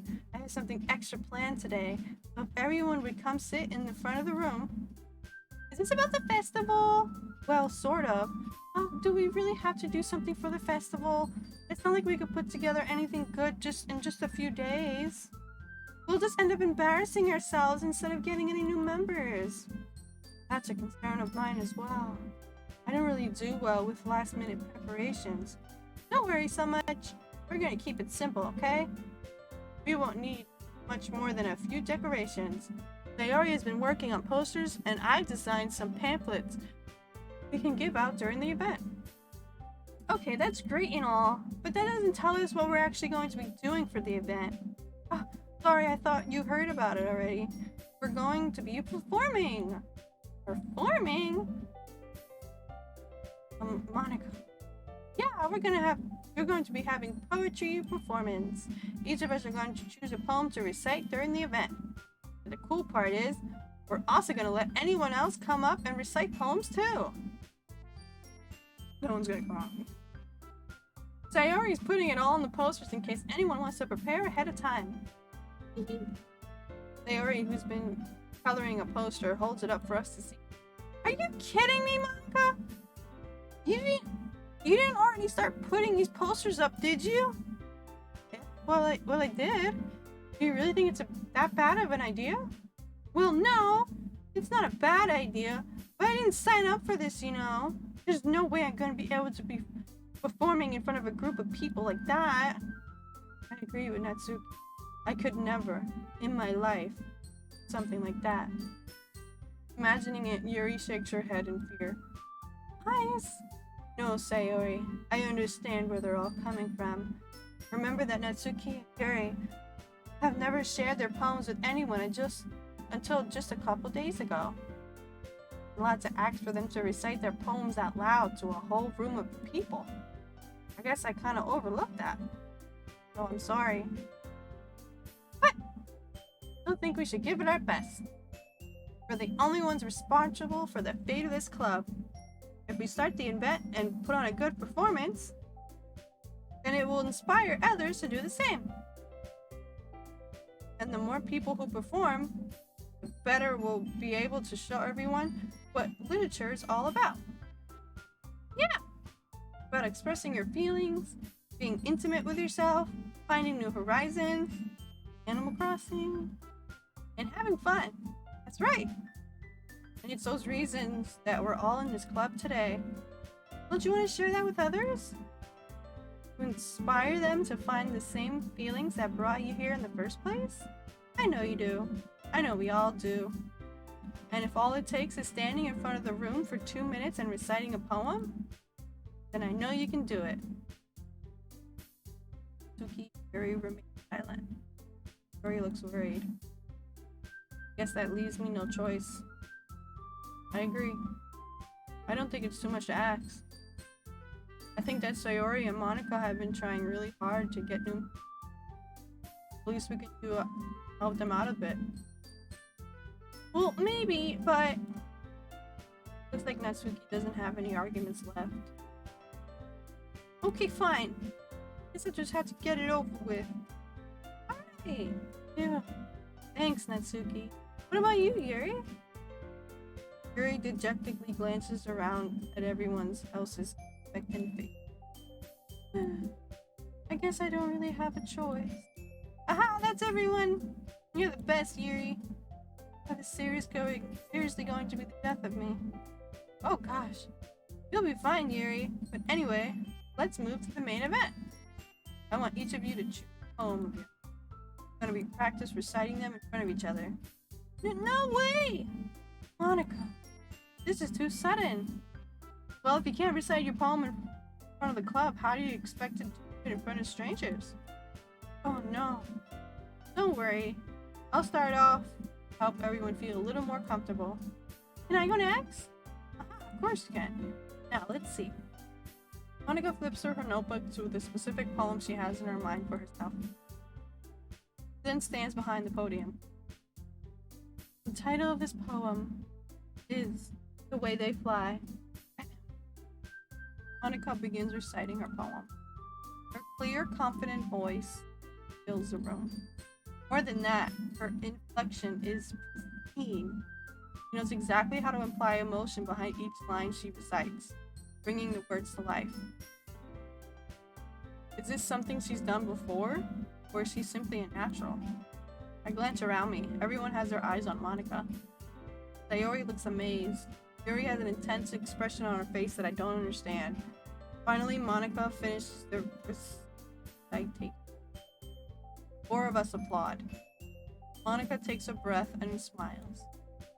That was so good, Monica! Thank you very much. I was just hoping to set a good example. Are you ready to go next, Sayori? I'll go next. What? Yuri's all fired up all of a sudden. Yuri clutches a sheet of paper between her hands and stands up. Keeping her head down, she walks quietly over to the podium. This poem is called... Yuri anxiously glances at each of us. You can do it, Yuri. It's called After Image of a Crimson Eye. Yuri's voice shakes as she starts reading the poem. Just a moment ago, she practically refused to do this. Why is she studying putting so much effort?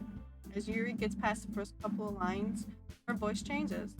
Almost like what happens when Yuri gets absorbed into her books.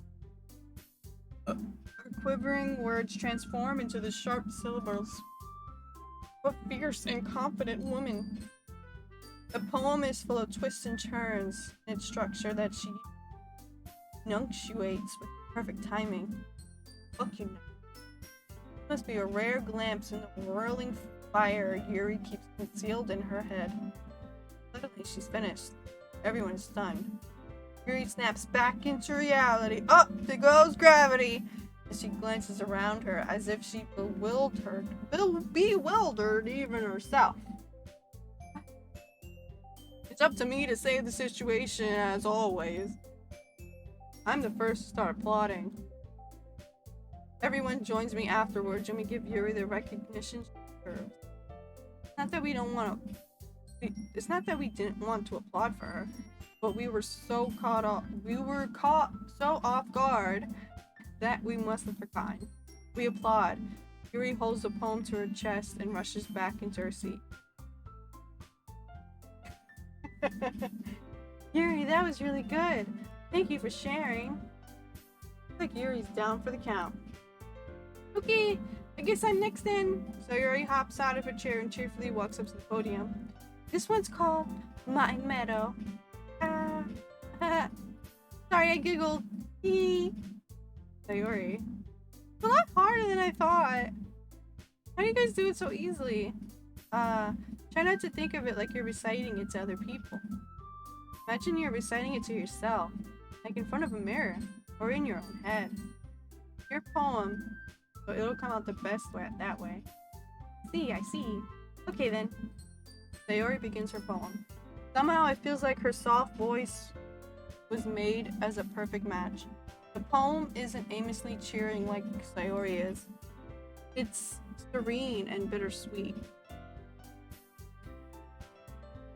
If I were to read this on paper, I probably wouldn't think much of it.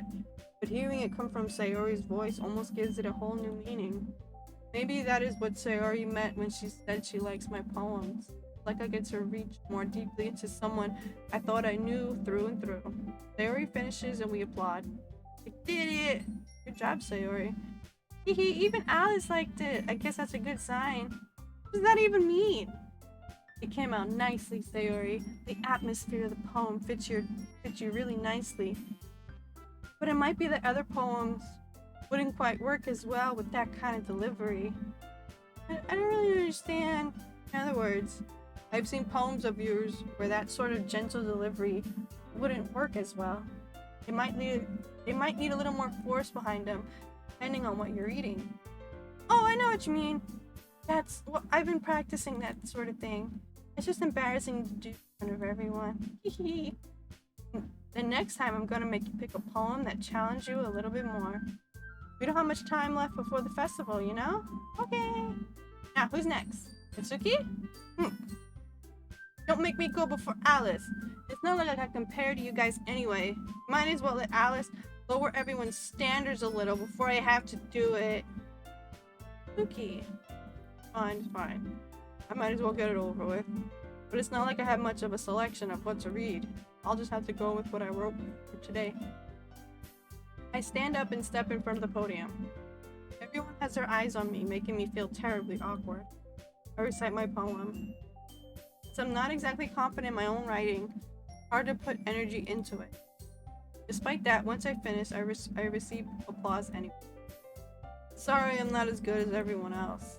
Don't worry about it so much. So instead of saying, nah, you were great, she just said don't worry about it so much. So she just confirmed that I suck. Got it. I think it's less about your abilities and more about the lack of your confidence in your writing. That's something that I'll prove over time, though. Yeah, maybe. Alrighty then. That just leaves you, Natsuki. Yeah. I'm going. Natsuki grudgingly gets out of her seat and makes her way to the podium. The poem is called... Why are you all looking at me?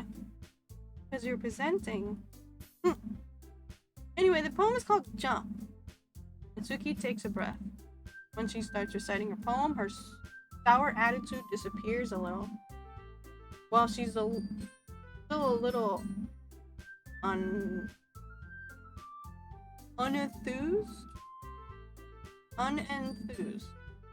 Her poem has a rhythm and rhyme to it. Natsuki's trademark style, and it works surprisingly well when spoken aloud. The words feel like they bounce up and down, as if giving life to the poem. Natsuki finishes and everyone applauds. She hops back to her seat. That wasn't so bad, was it? Easy for you to say. You better not make me do that again. Oh well. You at least feel prepared enough to recite a poem in front of other people? I mean, doing it in front of other people would be way easier. I can put on whatever face I want for other people, but when it's just my friend, it's just embarrassing. I feel that. Not a surprise, Natsuki. I think it would be the other way around for me. Well, that's just how it is, so... Well, I guess in that case, you won't have too much to worry about for the festival. That said, I want to thank everyone for coming through. It might be hard, but I hope that you all have an idea of what it's like now. Make sure you pick a poem and get enough practice before the festival, okay? I'll be making pamphlets, so let me know ahead of time what you'll be reciting. I should probably find some other poem to recite instead. That's fine too. It doesn't have to be your own. I'm already pleasantly surprised that you're putting in all this effort for the club. It makes me really happy. Yeah, no problem. Okay, everyone. I think that's about it for today. I know the festival is coming up, but let's try to write poems for tomorrow as well. Been working out really nicely so far, so I'd like to continue that. As for the festival, we'll finish planning tomorrow, and then we'll have the weekend to prepare.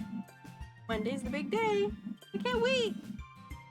Do this. I can do this. Alright. Stand up. There's no way I'll be able to find the same enthusiasm as Sayori and Monica, but I'll do my best to get through it, if it's for the sake of the club. And impressing Monica. Yeah! Then I'll have to do my best. Ready to go, Sayori? Yep. Look at you two, always going home together like that. It's kind of adorable, isn't it? Hee hee. These guys. Don't make such a big deal out of it. It must be a little nice, though. Well, how am I supposed to respond to that? It's okay, Alice. You don't have to say it. Whatever, let's go already.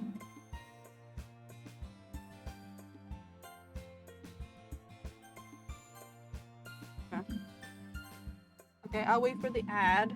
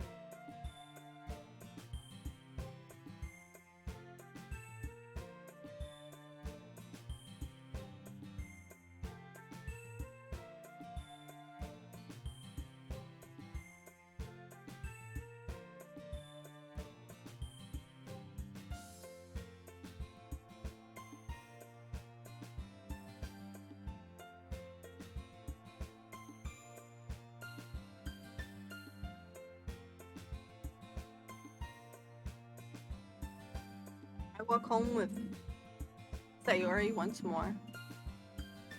Even though it's only been a few days, a lot of things have already changed. But today, Sayori's a little quieter than usual on the way home. Hey, Sayori. Sorry, I was spacing out. No wonder. I was still thinking about something from earlier. Like how we get to... Sayori fumbles with her words. So let's just say that one day, Yuri asked to walk home with you. Huh? What would you do? What kind of question is that? You're kind of putting me on the spot here. Hee. Well... I think I like Sayori more than Yuri. Sayori's a little annoying, but...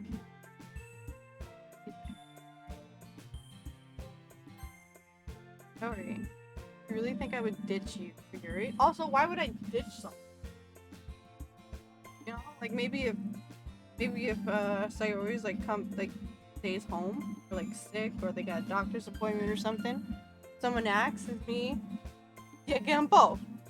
I'll walk home with them. Like, yeah, I don't have Sayori today, so yeah, but I don't mind. Yeah.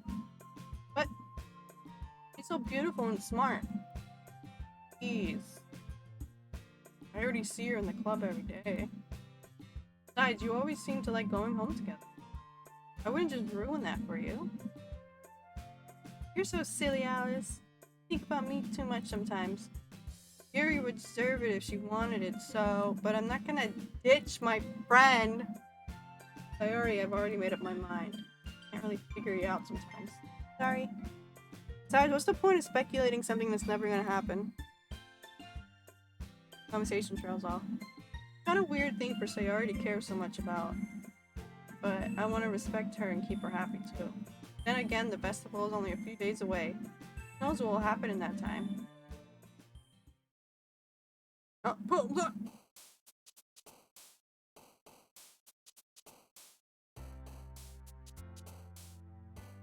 Why isn't Monica here? Hey! Oh.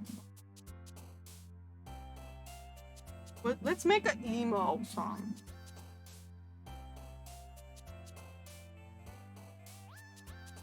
Sad.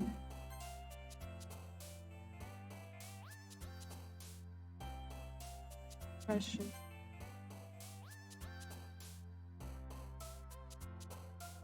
Not a phase, Mom.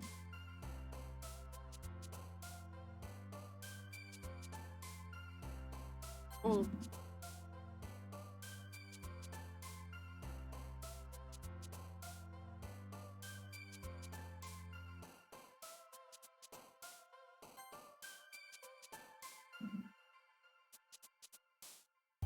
Empty.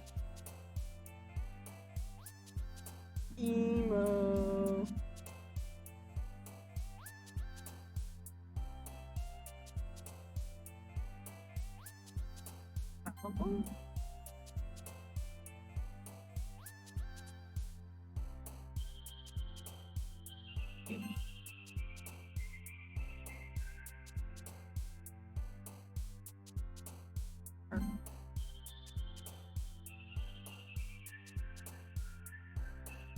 Smelling.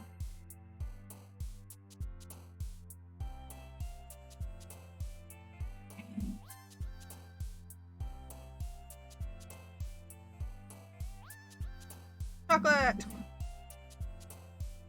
Again.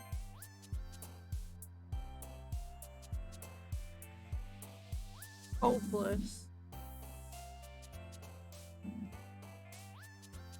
Papa. Esther.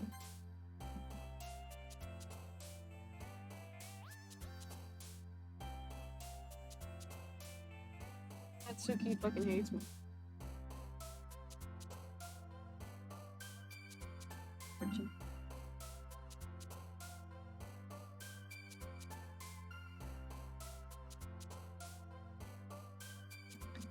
Anxiety.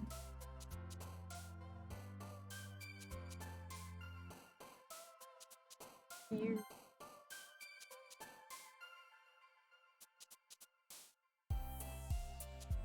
They're not wearing any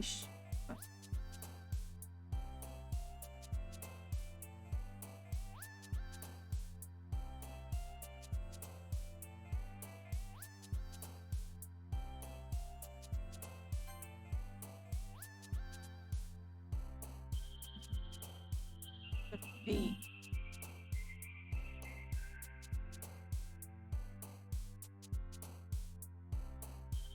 Wow.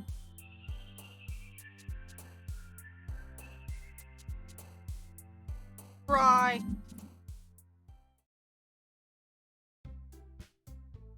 Oh man, I'm the last one here again. Don't worry, I just walked into. Were you practicing the piano again? Yeah. Huh. I have a lot of determination. Starting this club and now picking up piano? Well, maybe not determination, but I guess passion.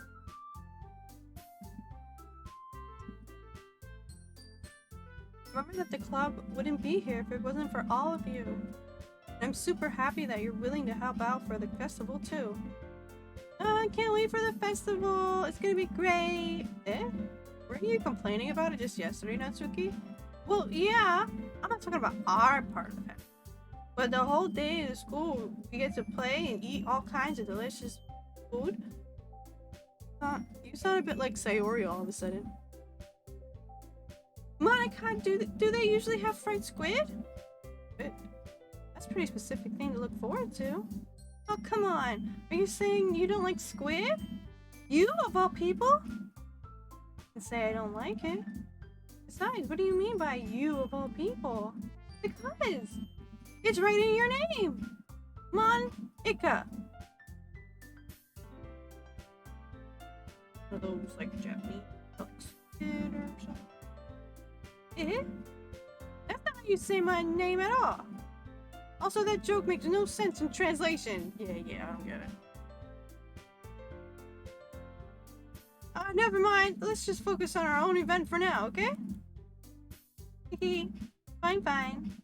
Your reactions are as fun as Yuri or Sayori's anyway. Excuse me. Where is Sayori anyway? Oh, there you are. Sayori is sitting at a desk in the corner of the room looking down at nothing. I walk over to her. Hey, Sayori. I wave my hand in front of her face. Eh?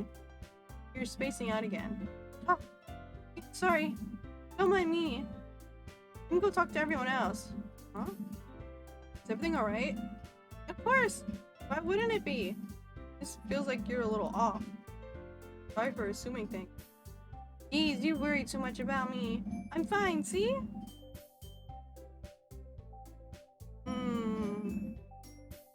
Barry shows a big smile. Don't let me distract you from having fun with everyone. Well, alright. You say so. I worriedly glance at Sayori before turning back toward everyone else.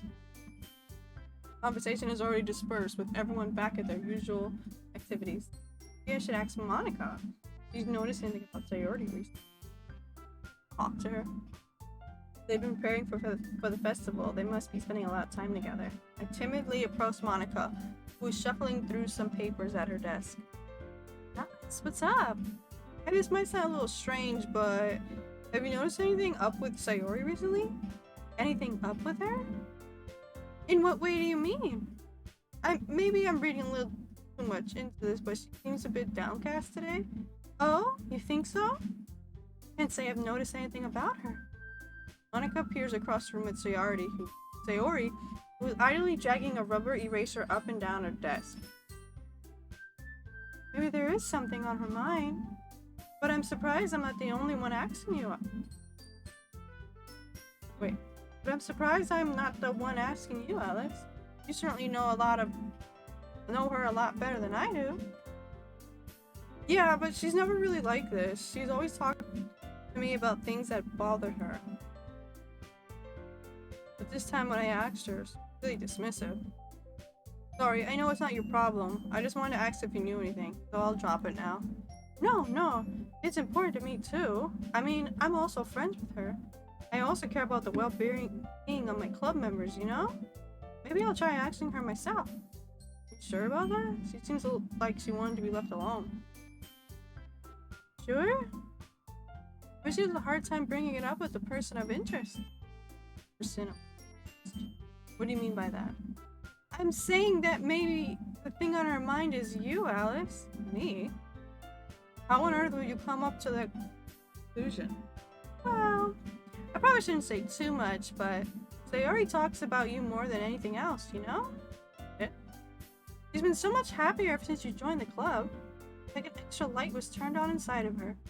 What? No way. Sayori is always like that. She's always been full of sunshine. It's not any different now than it's always been. You're so funny, Alice. Have you thought that maybe you've always seen her as so cheerful? Because that's just how she is when she's around you? Fuck you, Nightbot. I've said too much. I'm sorry, what do I know anyway? I didn't mean to jump to conclusions, so you should just forget about what I said. I'll try to talk to her, so try not to think about it for now. Alright. Monica smiles meaningfully. I know she said to forget it, but I already know that I won't be able to get her words out of my head. Monica stands from her desk and walks over the room to where Sayori is. I watch her kneel down next to Sayori and gently talk to her, but she's keeping her voice so quiet that I can't hear her from here. I sigh and sit myself down.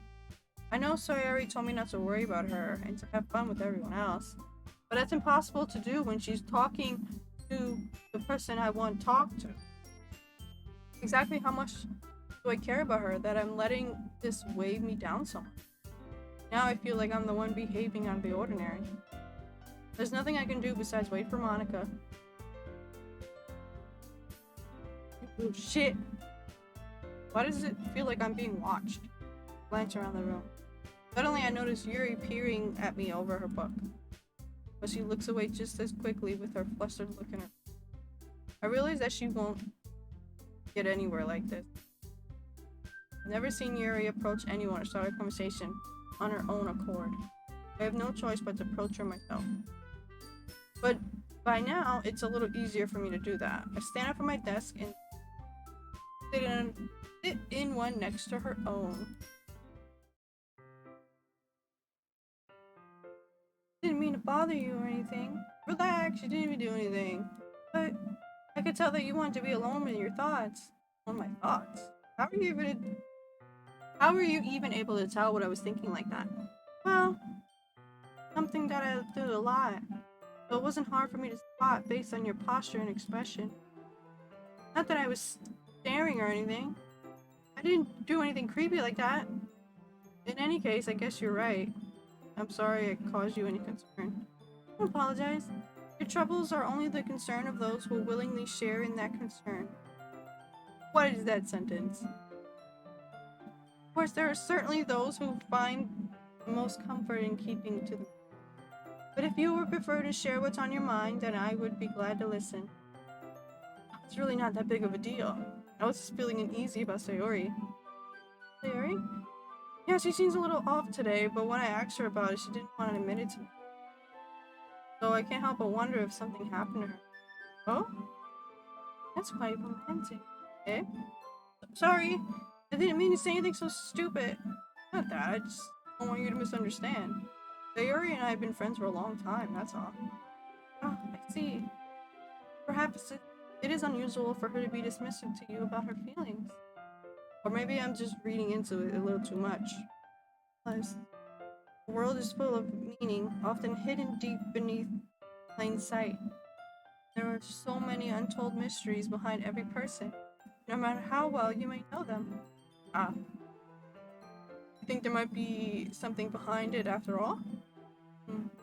Yes, Sayori is a very complex person. Her mannerism on the outside don't always match what may be going on inside her head, and she may not always know what she wants. I noticed her strange behavior today too, and I also feel some concern for her. But in your case, it looked like she was fully occupying your thoughts, wasn't she? Well, I guess that was the case. Sayori, it really means a lot to you, doesn't she? Yes. You don't need to put it that way. We're just good friends, that's all.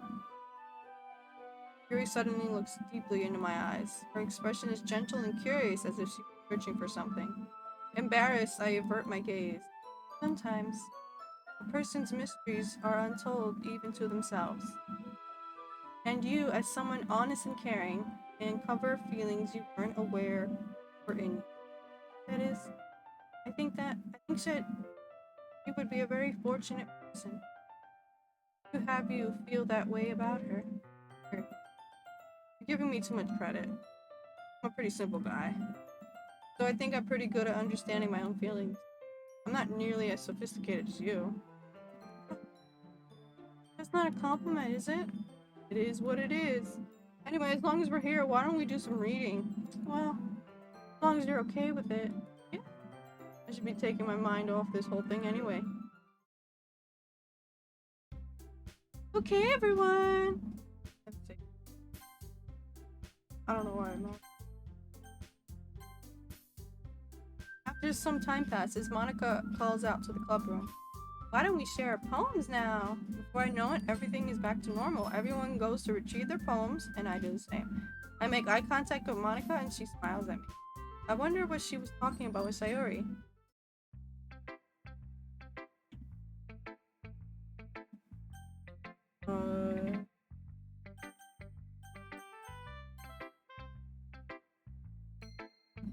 Well done, Alice. You've definitely improved your writing in the course of these days. Has my advice been helpful to you? Yeah, definitely. I'm glad. Sharing your writing like this. a lot more fun and rewarding than I anticipated. I need to remember to thank Monica. I think we all felt a little awkward at first, but now it seems like everyone is enjoying sharing their writing and seeing what others think. Guess I can't really disagree. I was afraid this whole thing would be a chore. It was a great way to spend my time. Spend some personal time with all the girls in the club. But it's been fun getting to know everyone in their writing. And I guess doing some writing myself. Well, have you learned anything about yourself, Alice? Eh? But you know how I like to say that writing is a very personal way to get in touch with yourself? In the end, it doesn't even matter. Lincoln Park, if you're a good writer or a bad writer. And even my opinions are just my opinions, you know? As always, I believe that what's most important is exploring and discovering yourself. That's comforting. Kind of afraid of disappointing you in some way or another. Eh? Why me? Well, you're always sophisticated with your writing and have the most advice to share. Is that so? Yuri thinks for a good minute. That must be terrible. Eh? For me to have become someone whose opinion is fearsome. How unlikable of me. Yuri, it's not as bad as you're making it sound in your head. I just meant that I respect your opinion. I see. I'm sorry that I always overthink and come to those sorts of conclusions. I'm just a little used to it. Overthinking? Being disliked. Yuri. What am I saying? I'm sorry, I didn't mean to bring that up. Let's move on. Alright? Want to share your poem now? Here. Beach! Beach! A marvel, millions of years in the making, where the womb of Earth chaotically meets the surface. Under a clear blue sky, an expanse of bliss, but beneath gray, rolling clouds, an endless enigma. Easiest world to get lost in is one where everything can be found. One can only build a sandcastle where the sand is wet, but where the sand is wet, tide comes. Will it gently lick at your foundations until you give in? Or will a sudden wave send you crashing down in the blink of an eye? Either way, the outcome is the same, yet we still build sandcastles. I stand where the foam wraps around my ankles, where the toes squish in the sand. The salty air is therapeutic, the breeze is gentle, yet powerful. I sink my toes into the ultimate boundary line, tempted by the foamy tendrils. Turn back, and I abandon my peak to a road at the shore. Drift forward, and I return to Earth forevermore.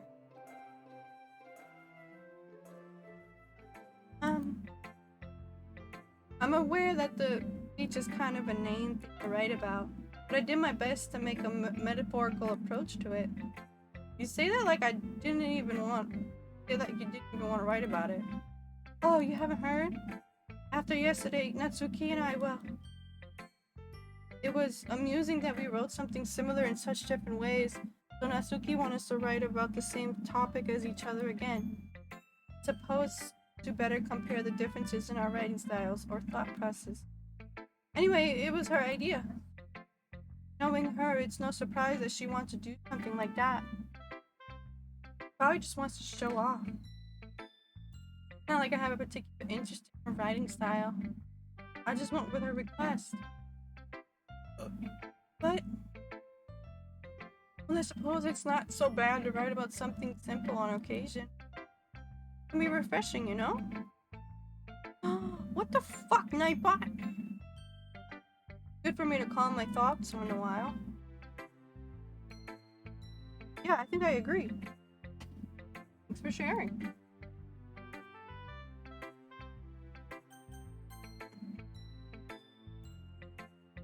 Oh man, this is seriously a step backwards. Eh?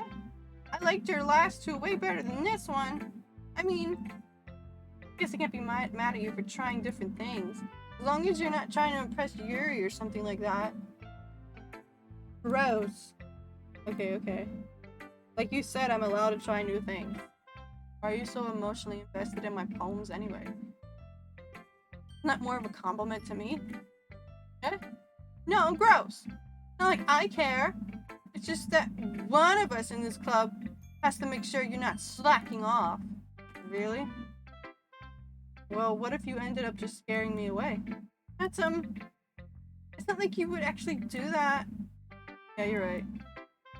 Kind of fun to hang out here, even if I have to put up with you. Natsuki elbow connects with my stomach. Oh? Maybe I wouldn't mind scaring you after all. I was just joking. Oh, I know. Don't worry, I was too. How the hell do you call that a joke? That seriously hurt. Well, maybe it was funny to her. I guess I'm kind of drunk. I should really just watch my mouth around this.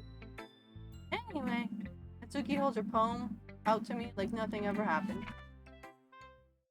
I'll be your beach. Your mind is so full of troubles and fears that diminished your wonder over the years. But today I have a special place, a beach for us to go. A shore reaching beyond your sight, a sea that sparkles with brilliant light. The walls in your mind will melt away for sunny glow.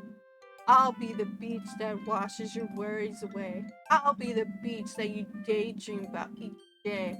I'll be the beach that makes your heart leap in a way you thought that you had left too long ago. I fucked that up. Let's bury your heavy thoughts in a pile of sand. Bathe in sunbeams and hold my hand. Wash your insecurities in the salty sea and let me see you shine. Let's leave your memories in a footprint trail. Set you free in my windy sail. And remember the reasons you're wonderful when you press your lips on mine. I'll be the beach that washes your worries away.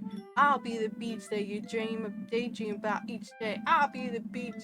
Ooh, the song is the chorus.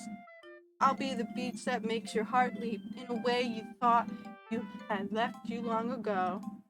But if you let me by your side, your own beach, your own escape, you'll learn to love yourself again.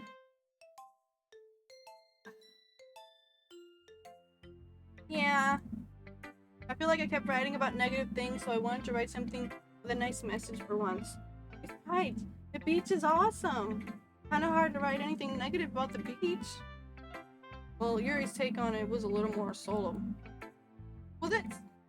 Jeez, she better not say anything bad about mine. After all, she was the one who wanted us to write the same topic.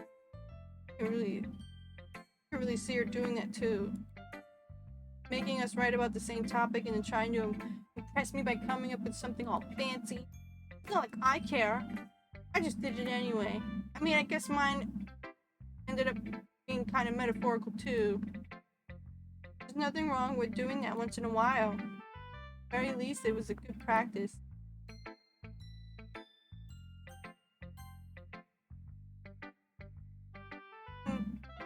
Nice, I guess. Oh. Come on, I can already tell you don't like it. Well, you don't need to worry about what I think. After all, you wrote this for someone else, didn't you? Yeah, myself. Probably Yuri. Yeah. You didn't write this for... I didn't write this for anyone specifically, except for myself. Maybe. That's not really what I meant, though. But it's okay. You're making new friends, just like I was hoping. That makes me really happy. You're happy too, right? In this club? Well, of course I am. Good. That's all that matters to me. Thank you, Alice. Very. Something wrong? Huh? No, nothing. I'm just a little tired today. Hee.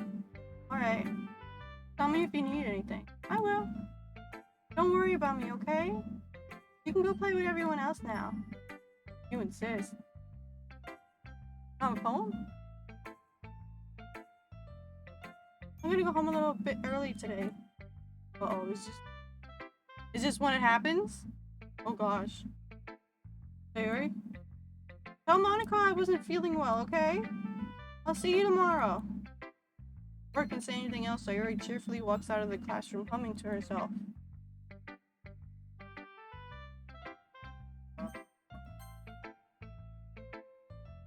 Hi, Alice. Have you thought about what you want to submit to perform at the festival? Well, being in this club is one thing, but performing in front of a bunch of people, I'll have to give it more thought. Okay, no pressure. But whatever you do, I'm sure it'll turn out great. It would also make me happy to see.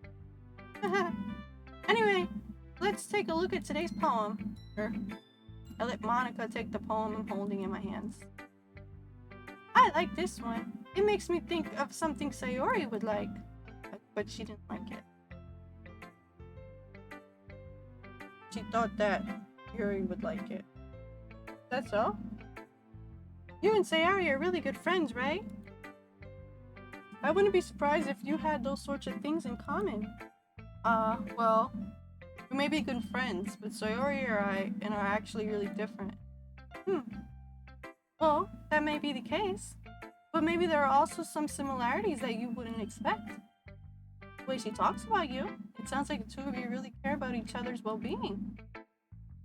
Even if you show it in different ways, it ends up being more similar than you think. So I think that's the vibe I get when reading your poem. Sure you're not reading it too much? I could be. Oh gosh, I sound like Yuri. But in any case, Sayori's writing is kind of a gentle feel today. I can tell that she likes exploring with emotions like happiness and sadness. Who knew that someone so happy would enjoy sad things too? Yeah, that's totally unexpected. Well, each to their own. And you shouldn't be afraid to experiment a little bit either. Anyway, I'll share my poem with you now, right? Alright. The lady who knows everything. An old tale tells of a lady who wanders Earth. The lady who knows everything. A beautiful lady who has found every answer, all meaning, all purpose, and all that was ever sought. And here I am. Lost adrift in the sky, a victim of the currents of the wind. Day after day I search with little hope, knowing legends don't exist. But when all else has failed me, when all others have turned away, the legend is all that remains. The last dim star, glimmering in the twilight sky. Until one day, the wind ceases to blow. I fall, and I fall, and fall, and fall even more. Gentle as a feather, a dry quill, expressionless. But a hand catches me between the thumb and forefinger. The hand of a beautiful lady. I look at her eyes and find no end to her gaze. The lady who knows everything, knows what I'm thinking. Before I can speak. Before I can speak, she responds in a hollow voice. I have found every answer, all of which amount to nothing. There is no meaning. There is no purpose. All we seek, and we seek only the impossible. I am not your legend. Your legend does not exist.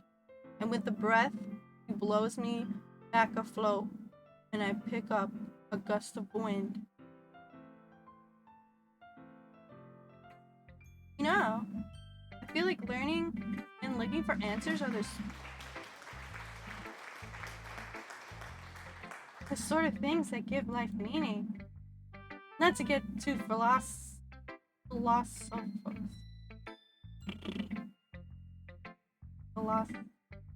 philosophical or anything, but it was kind of my mind, so that's what I wrote about. You got it. That's okay, take your time. I never really put much thought into it. In a way, it's almost paradoxical. But if we all had the answers, wouldn't the world start to lose its meaning? You know, there's one thing I noticed. It seems like everyone in the club prefers writing about things that are more sad than happy. Are you surprised? I mean, if everything was okay, we wouldn't really have anything to write about, would we? Write about happy things. Humans aren't two-dimensional creatures. I think you'd know that better than anyone. Think one-dimensional? Haha, yeah, that! Anyway, here's Monica's writing tip of the day. Are you ever too shy to share your writing because you're afraid it's not good? It can be really disheartening to get a lukewarm response to something you put so much into. But if you find people who enjoy the writing, then sharing becomes a lot easier. Because instead of just telling you that your writing is good, or okay, or bad, you'll want to focus more on everything that went into it and the things you can work on. Much more encouraging that way, and it will make you want to continue improving. It's almost like having your own little literature club. That's my advice for today. Thanks for listening.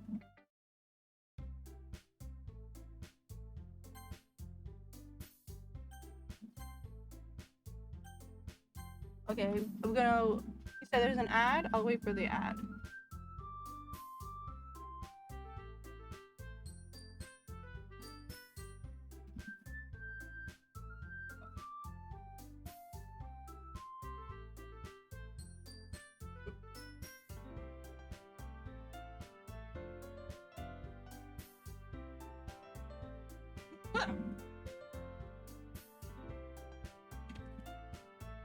I got cramp.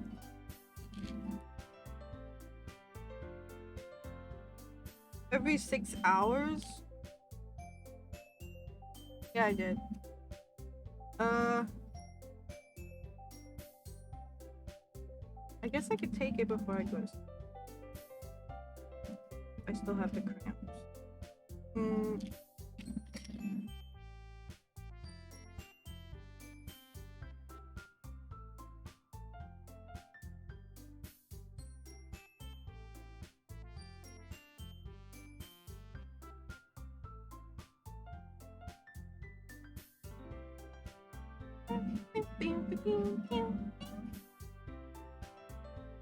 Okay, 3. We're all done sharing poems, right? Why don't we start figuring out? Hold on a second. Is it just me or did you say something strange just now? Eh? I think did sound a bit unusual. Right. You deviated from your usual catchphrase when addressing the club. Catchphrase? I don't have a catchphrase. Jeez. Why is the mood so weird today? Look, even Yuri isn't immune to it. Stagnating air is common foreshadowing that something terrible is about to happen. In your books, maybe. Look, the only thing different is that Sayori isn't here. But you're right. Oh, Sayori always helps lighten the mood a little bit, doesn't she? It's almost like everyone's balance is thrown off a little when she's not around. Where the heck did she run off to anyway? I thought she just went to go pee-pee poo-poo. Natsuki, please show some decency. Oh, come on! She actually wasn't feeling too well. She went home early. Is that so? Oh, she's alright. Seriously? Of all times not to go home with her, you picked the time she's not feeling well? So much for you two being all lovey-dovey. No! First of all, stop misunderstanding my friendship with Sayori. And second, Monica. And third, she's kind of been avoiding today, so I don't want to force it. Oh? Curious expression coming from Yuri, of all people? Calm down, guys. I talked to her earlier and everything is fine. What'd she say? Anyway, we need to figure out the rest of the festival preparations, so let's decide what everyone will be doing this weekend. I already know what I'm doing. That's right. Natsuki will be making cupcakes. But we might need a lot of them in different flavors. Can you handle that all by yourself, Natsuki? Challenge accepted. And as for myself, I'm going to be printing and assembling all the poetry pamphlets. Sayori will be helping me design them. And as for Yuri, you can, guys, can you help me come up with something for Yuri? useless. No! That's not it at all! You're one of the most talented person here. You know? Now Natsuki's pouting too. Geez, I can't even tell now. Guess I can never give Sayori credit, but I can tell things are even harder on you when she's not around. That may be the case, but if I can't also be a leader on my own, then I won't grow as a person. Oh, Yuri, you have beautiful handwriting, you know? So you should make some banners or decorations to help set the atmosphere. Here. About that, I love atmosphere.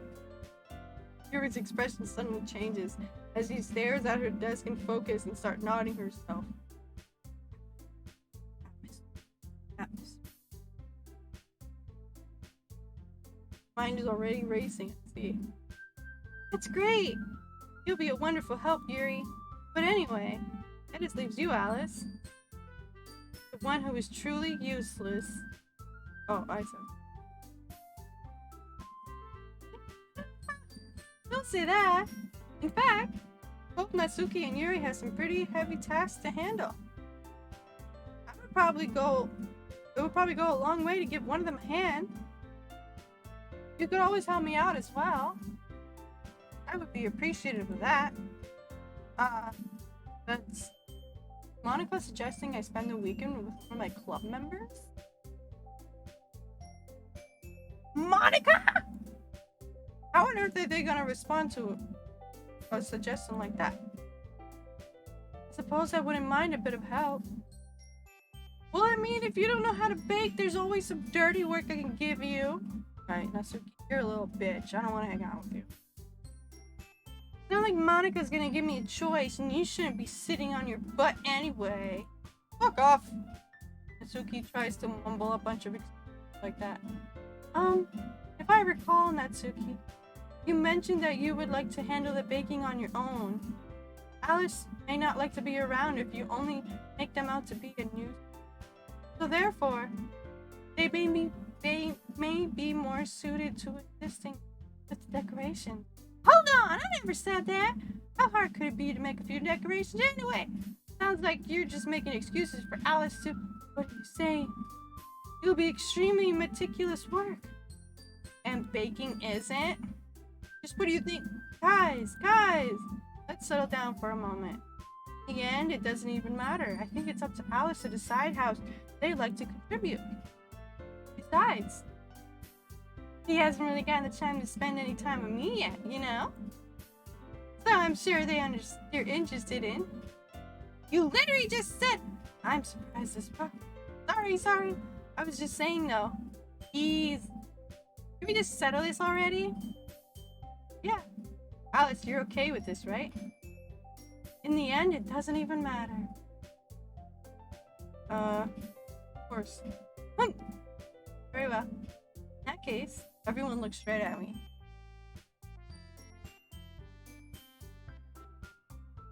Oh, I could say Sayori. Oh.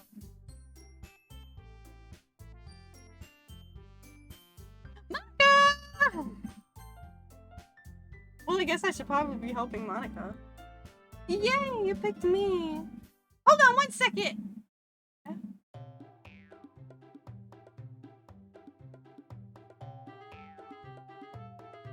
Would have made a second thing.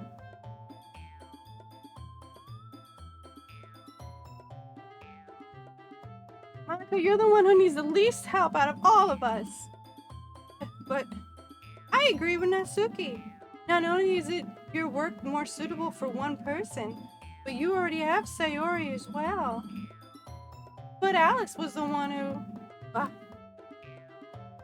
doesn't matter. You were the one who scared them into picking you in the first place. Scared me? I was gonna pick her regardless. You're the club president, Monica.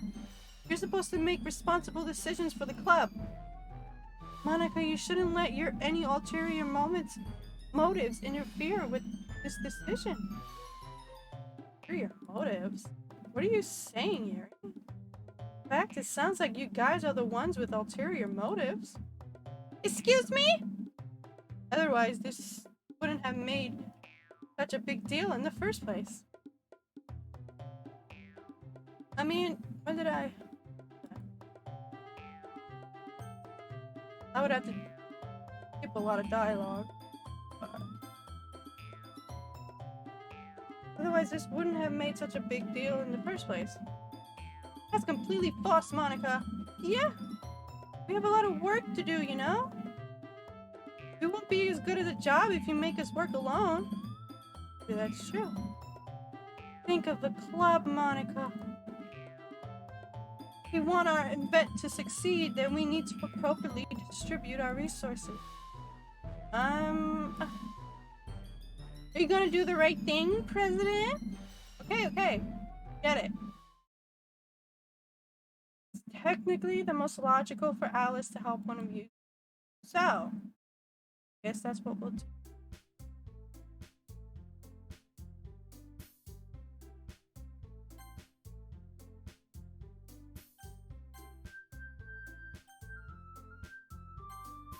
I mean, if it's gonna be helping anyone, then I prefer to be helping Sayori. I mean, we're already neighbors, and Monica said that Sayori was helping her. Jeez, do you really hate us that much? Kinda. You guys are really fucking annoying. No.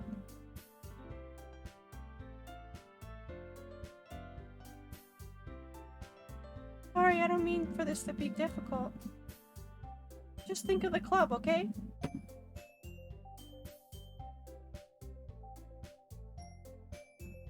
Natsuki is a fucking... Well, I'll probably be the most useful helping out Yuri. Remember me? Are you serious? Why would you? Because you're a bitch. Natsuki, I can already tell you're about to say something mean. I was just saying... So you'll be helping Yuri then, Alice? Yeah.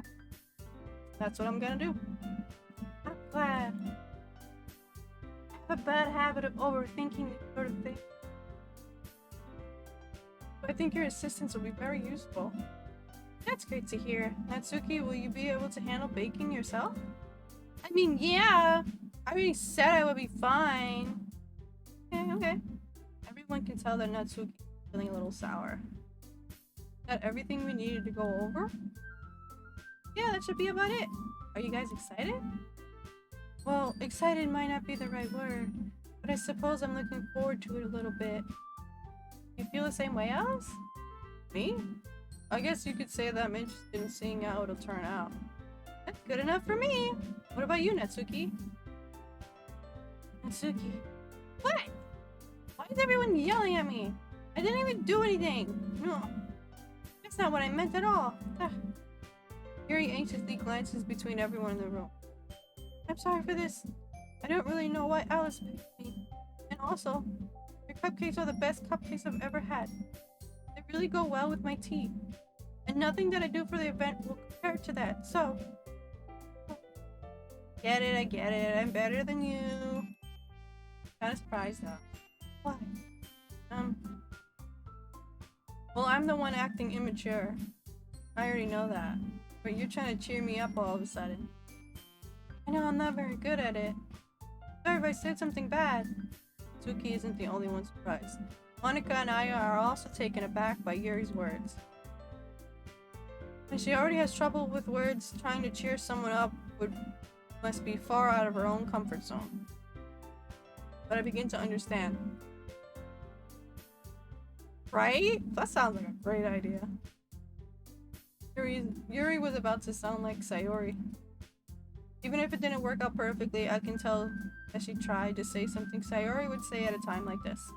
Because Sayori always helps everyone smile and feel good about themselves. No, I kind of appreciate it. I'm sorry for making a big deal about nothing. But I'm gonna say this. You better bet that my cupcakes are gonna be the best part of the whole event. I believe you. Yeah, I have to see everyone do their best. But with that, there's nothing more for today, so I guess it's time for us to head out. Alright, let's get out of here then. What about Monica's tip of the day? Everyone packs up their things. Start to follow Monica and Natsuki out the door as they chat between each other. turn around. Sorry. I realize that I don't have any way of contacting you this weekend. Oh, you're right. Here's my book of faces. Can't believe that slipped my mind. Should I give her my phone number? I think that'd be the best way, yes. Alright then. Yuri and I exchange phone numbers. And I'll be stopping by your house on Sunday. Okay. My house? Got a problem? No, not at all. I just thought I would be the one going to your house, and I'm the one helping you. Oh, I suppose that makes sense. But if you don't mind, fuck you, Nightbot. I think I would prefer going to your house. Alright. In that case, it won't be a problem. I decide not to press Yuri for... Not like it should matter either way, so I'll just need to make sure that my room is clean. Is it because, like, one of her family members are abusive or something like that? I hope I manage to make myself useful. I'm not nearly as creative as you are. Don't underestimate yourself, Alice. I think that will make very productive team. Even if you only choose because you felt bad or something. No, I picked you because Natsuki, oh bitch. Wait, you don't actually think that, do you? I don't know. It's difficult to come up with any other reason you might have chosen me. You're forgetting the one reason with most common sense. I chose to help you because that's what I want to do.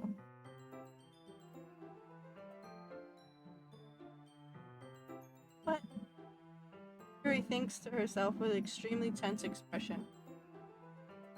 Yuri, you're overthinking this. You wanted to point out when you're overthinking, right?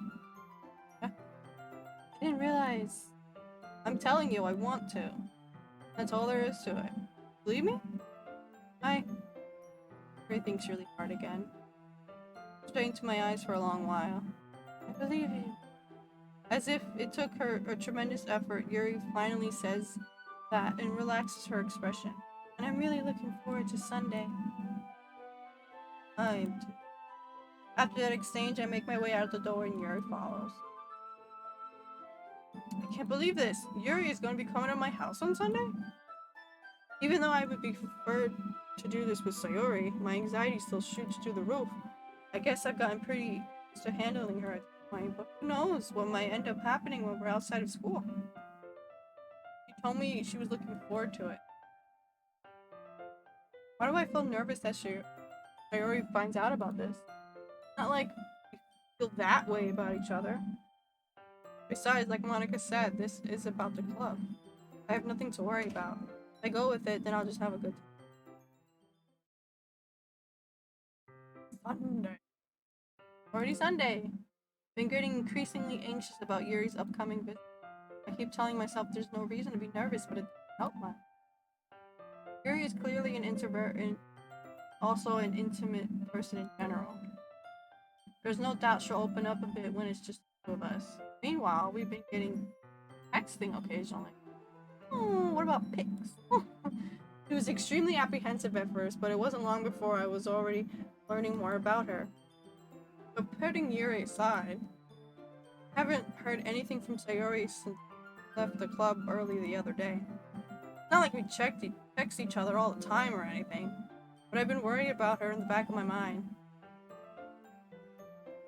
Between what Sayori said and what my aunt Monica said, is it really okay for me to put Sayori's feelings aside when she might need me? Okay.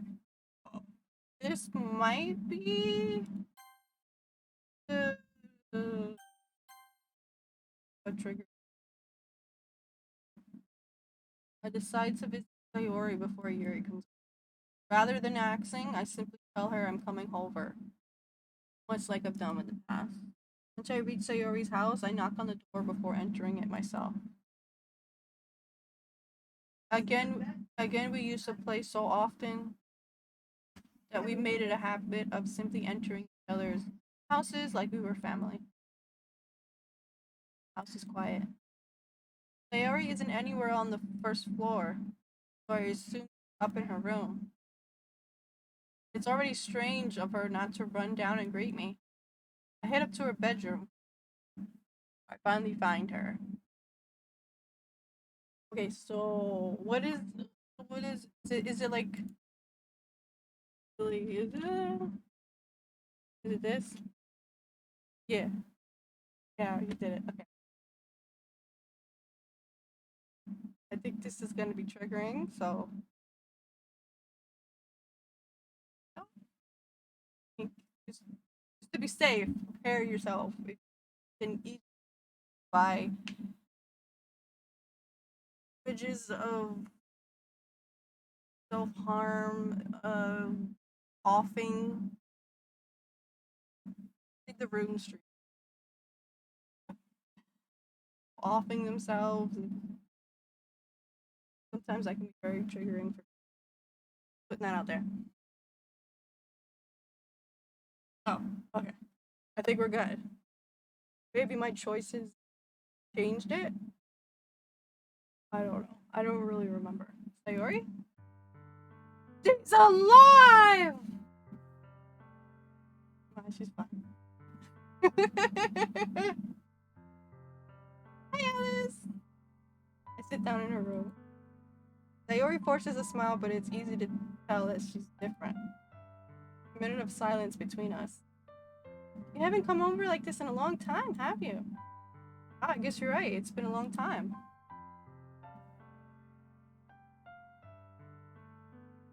Not much has really changed, has it? Sayori's room is messy as it's always been. It's fine. Oh, the bed's not done. Who really does her bed every day? Come on. One little tissue on the ground. That's fine. I also recognize the same stuffed animals and wall decorations I've had for years now. If you come over more often, it wouldn't be such a mess. That's because I end up cleaning it for you. That's because I end up cleaning it for you. Ugh. How come you suddenly wanted to come over today? Aren't you supposed to see Yuri today? Yeah, but wait, how'd you know that? Yuri already left by the time we decided that last meeting. Monica told me. It's only natural for her to keep me informed about the festival preparation, right? Oh, that's true. What about you? Aren't you going to be helping Monica today? Of course. But I'm helping her online. Didn't plan to meet up or anything. So it was just me. Yep. More silence between. Mayuri stands in a random direction. Everything about her behavior is really characteristic. I finally get to the point. I just wanted to see how you were doing after you left on Friday. Something's wrong. You can't hide it from me. I know you too well. So, Sayori smiles, shaking her head. That's no good, Alice. Eh? Why can't it just be like it's always been? This is all my fault. I didn't get so weak and accidentally express my. I didn't make a stupid mistake. And you wouldn't have been worried about me at all. You wouldn't have come here. You wouldn't have been thinking about me right now. But this is my punishment, isn't it? I'm getting punished for being so selfish. These are words I say a lot. I think that's why the world decided to have you come over today. It just wants to torture me. Torture, punish, I use those words about myself a lot. Sayori. I grab Sayori by the shoulders. What on earth are you saying? Are you listening to yourself right now? I know something happened to you. No other explanation for you to be like this. So tell me already. Until I know, I won't be able to stop thinking about it. Sayori gives me an empty smile. You really put me in a trap, Alice. But wrong. Nothing happened to me. I've always been like this. You're just seeing it for the first time. Seeing what? What are you talking about, Sayori? Hee. You're really just gonna make me say it, aren't you, Alice? Guess I have no choice this time. Thing is, I've had really bad depression my whole life. Did you know that? Why do you think I'm late to school every day? Because most days I can't even find a reason to get out of bed. What reason is there to do anything when I fully know how worthless I am? Why go to school? Why eat? Why make friends? Why make other people put their energy and caring to waste by having them spend it on me? Food? That's what it feels like. And that's why I just want to make everyone happy. Without anyone worrying about me. I'm in shock. I can't even figure out how to respond. How is it possible that Sayori kept this from me the entire time that I've known her? Did you really want so badly for me just to not think about her? Why, Sayori? Why is it that you never told me about this? It almost feels like I've been treated as your close friend. Because if I knew, I would have done everything I could to support you. Even if there's only some. I would have tried a little harder to make every day a little better for you. That's why I'm your friend. All you have to do is tell me. You don't understand at all, Alice. Why do you think I didn't tell you? Because if I told you, then you would have to waste effort caring about me instead of doing important things. I don't want to be cared about. Bittersweet to try to care about me. It feels nice sometimes, but it also feels like a bat being swung against my head. That's why I wanted so badly for you to make friends with everyone else. Helping everyone be happy together is the best thing for me. And I discovered something else too. Seeing you make friends and get closer with everyone in the club feels like a spear going through my heart. So that's why. That's why I decided the world just wants me. Every path leads to nothing but hurt. You're right that I don't understand. I don't understand your feelings at all, Sayori. But I don't need to understand. Whatever it takes for me to help you stop hurting. That's what I'll do. No, Alice. There's nothing. Nothing at all. The only thing that could have helped is if everything could be like it always was. But I was selfish. I finally showed you what a horrible person I am. Tears streaked down Sayori's face. I made you join the literature club because I was selfish. I was punished by my heart hurting in a way that I couldn't understand. And now you come here and I made you. I'm just weak and selfish. Oh. That's all I am. That's why I'm going to accept these punishments. I deserve every last one. Without thinking, I once again grabbed Sayori's shoulders. This time I pulled her in a tight embrace. Ah, Alice. Sayori, I don't care if you feel selfish. I'm really happy that you convinced me to join the club. Seeing you every day makes it worthwhile enough. I make friends with everyone else, and that's a bonus. But please never underestimate how much I care about you. I wouldn't have it any other way. Alice! Sayori isn't hugging me back, despite my arms being wrapped around her. Sayori's arms remain at her side. She starts sobbing next to me here. No. Don't do this to me. Please don't do this, Alice. Sayori barely managed to see herself. I don't know if I'm doing the right thing, but all I want is for her to know that I care. If you have it in you at all to call yourself selfish, then you have to let me be selfish too. No matter what it takes, I'll figure out what needs to. I'll make these feelings go away. And if there's anything you need me to do, then you'd better tell me. I'll get mad if you don't. I don't know. Finally, Sayori finally puts her arms around me. I don't know anything.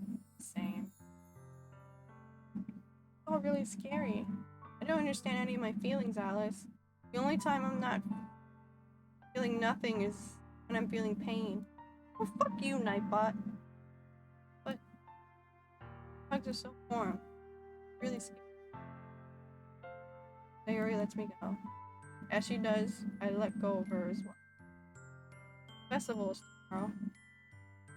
It's gonna be fun, right? Yeah. How would you like for me to spend it all with you? What I want. I promise. I think that would be nice then. Sayori wipes her eyes. By the way, if Monica asks to hang out,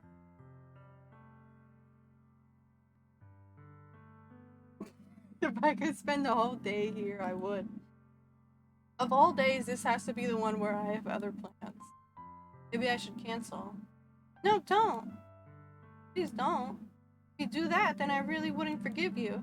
But almost time for Yuri to meet me at my house. At the very least, you want to come along and help out? Yeah, come on, a little party. Come on. It would be fun. My surprise, Sayuri shakes her head. Sorry, I don't know if that would be very good for me today. You understand, right? Ah, kind of hard for me to fully understand, but I'm trying my hardest. It's okay. Don't worry too much about it. I'll see you tomorrow, okay? Right.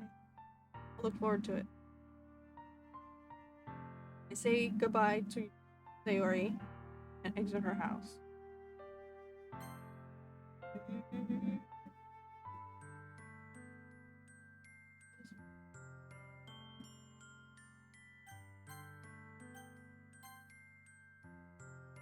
On the way home, I find myself still feeling uneasy. It's hard for me to keep thinking about it when Yuri's about to come over, too. I think Sayori's right. I shouldn't be worrying too much, and we're definitely gonna have a great time tomorrow. I should just focus on what's ahead of me.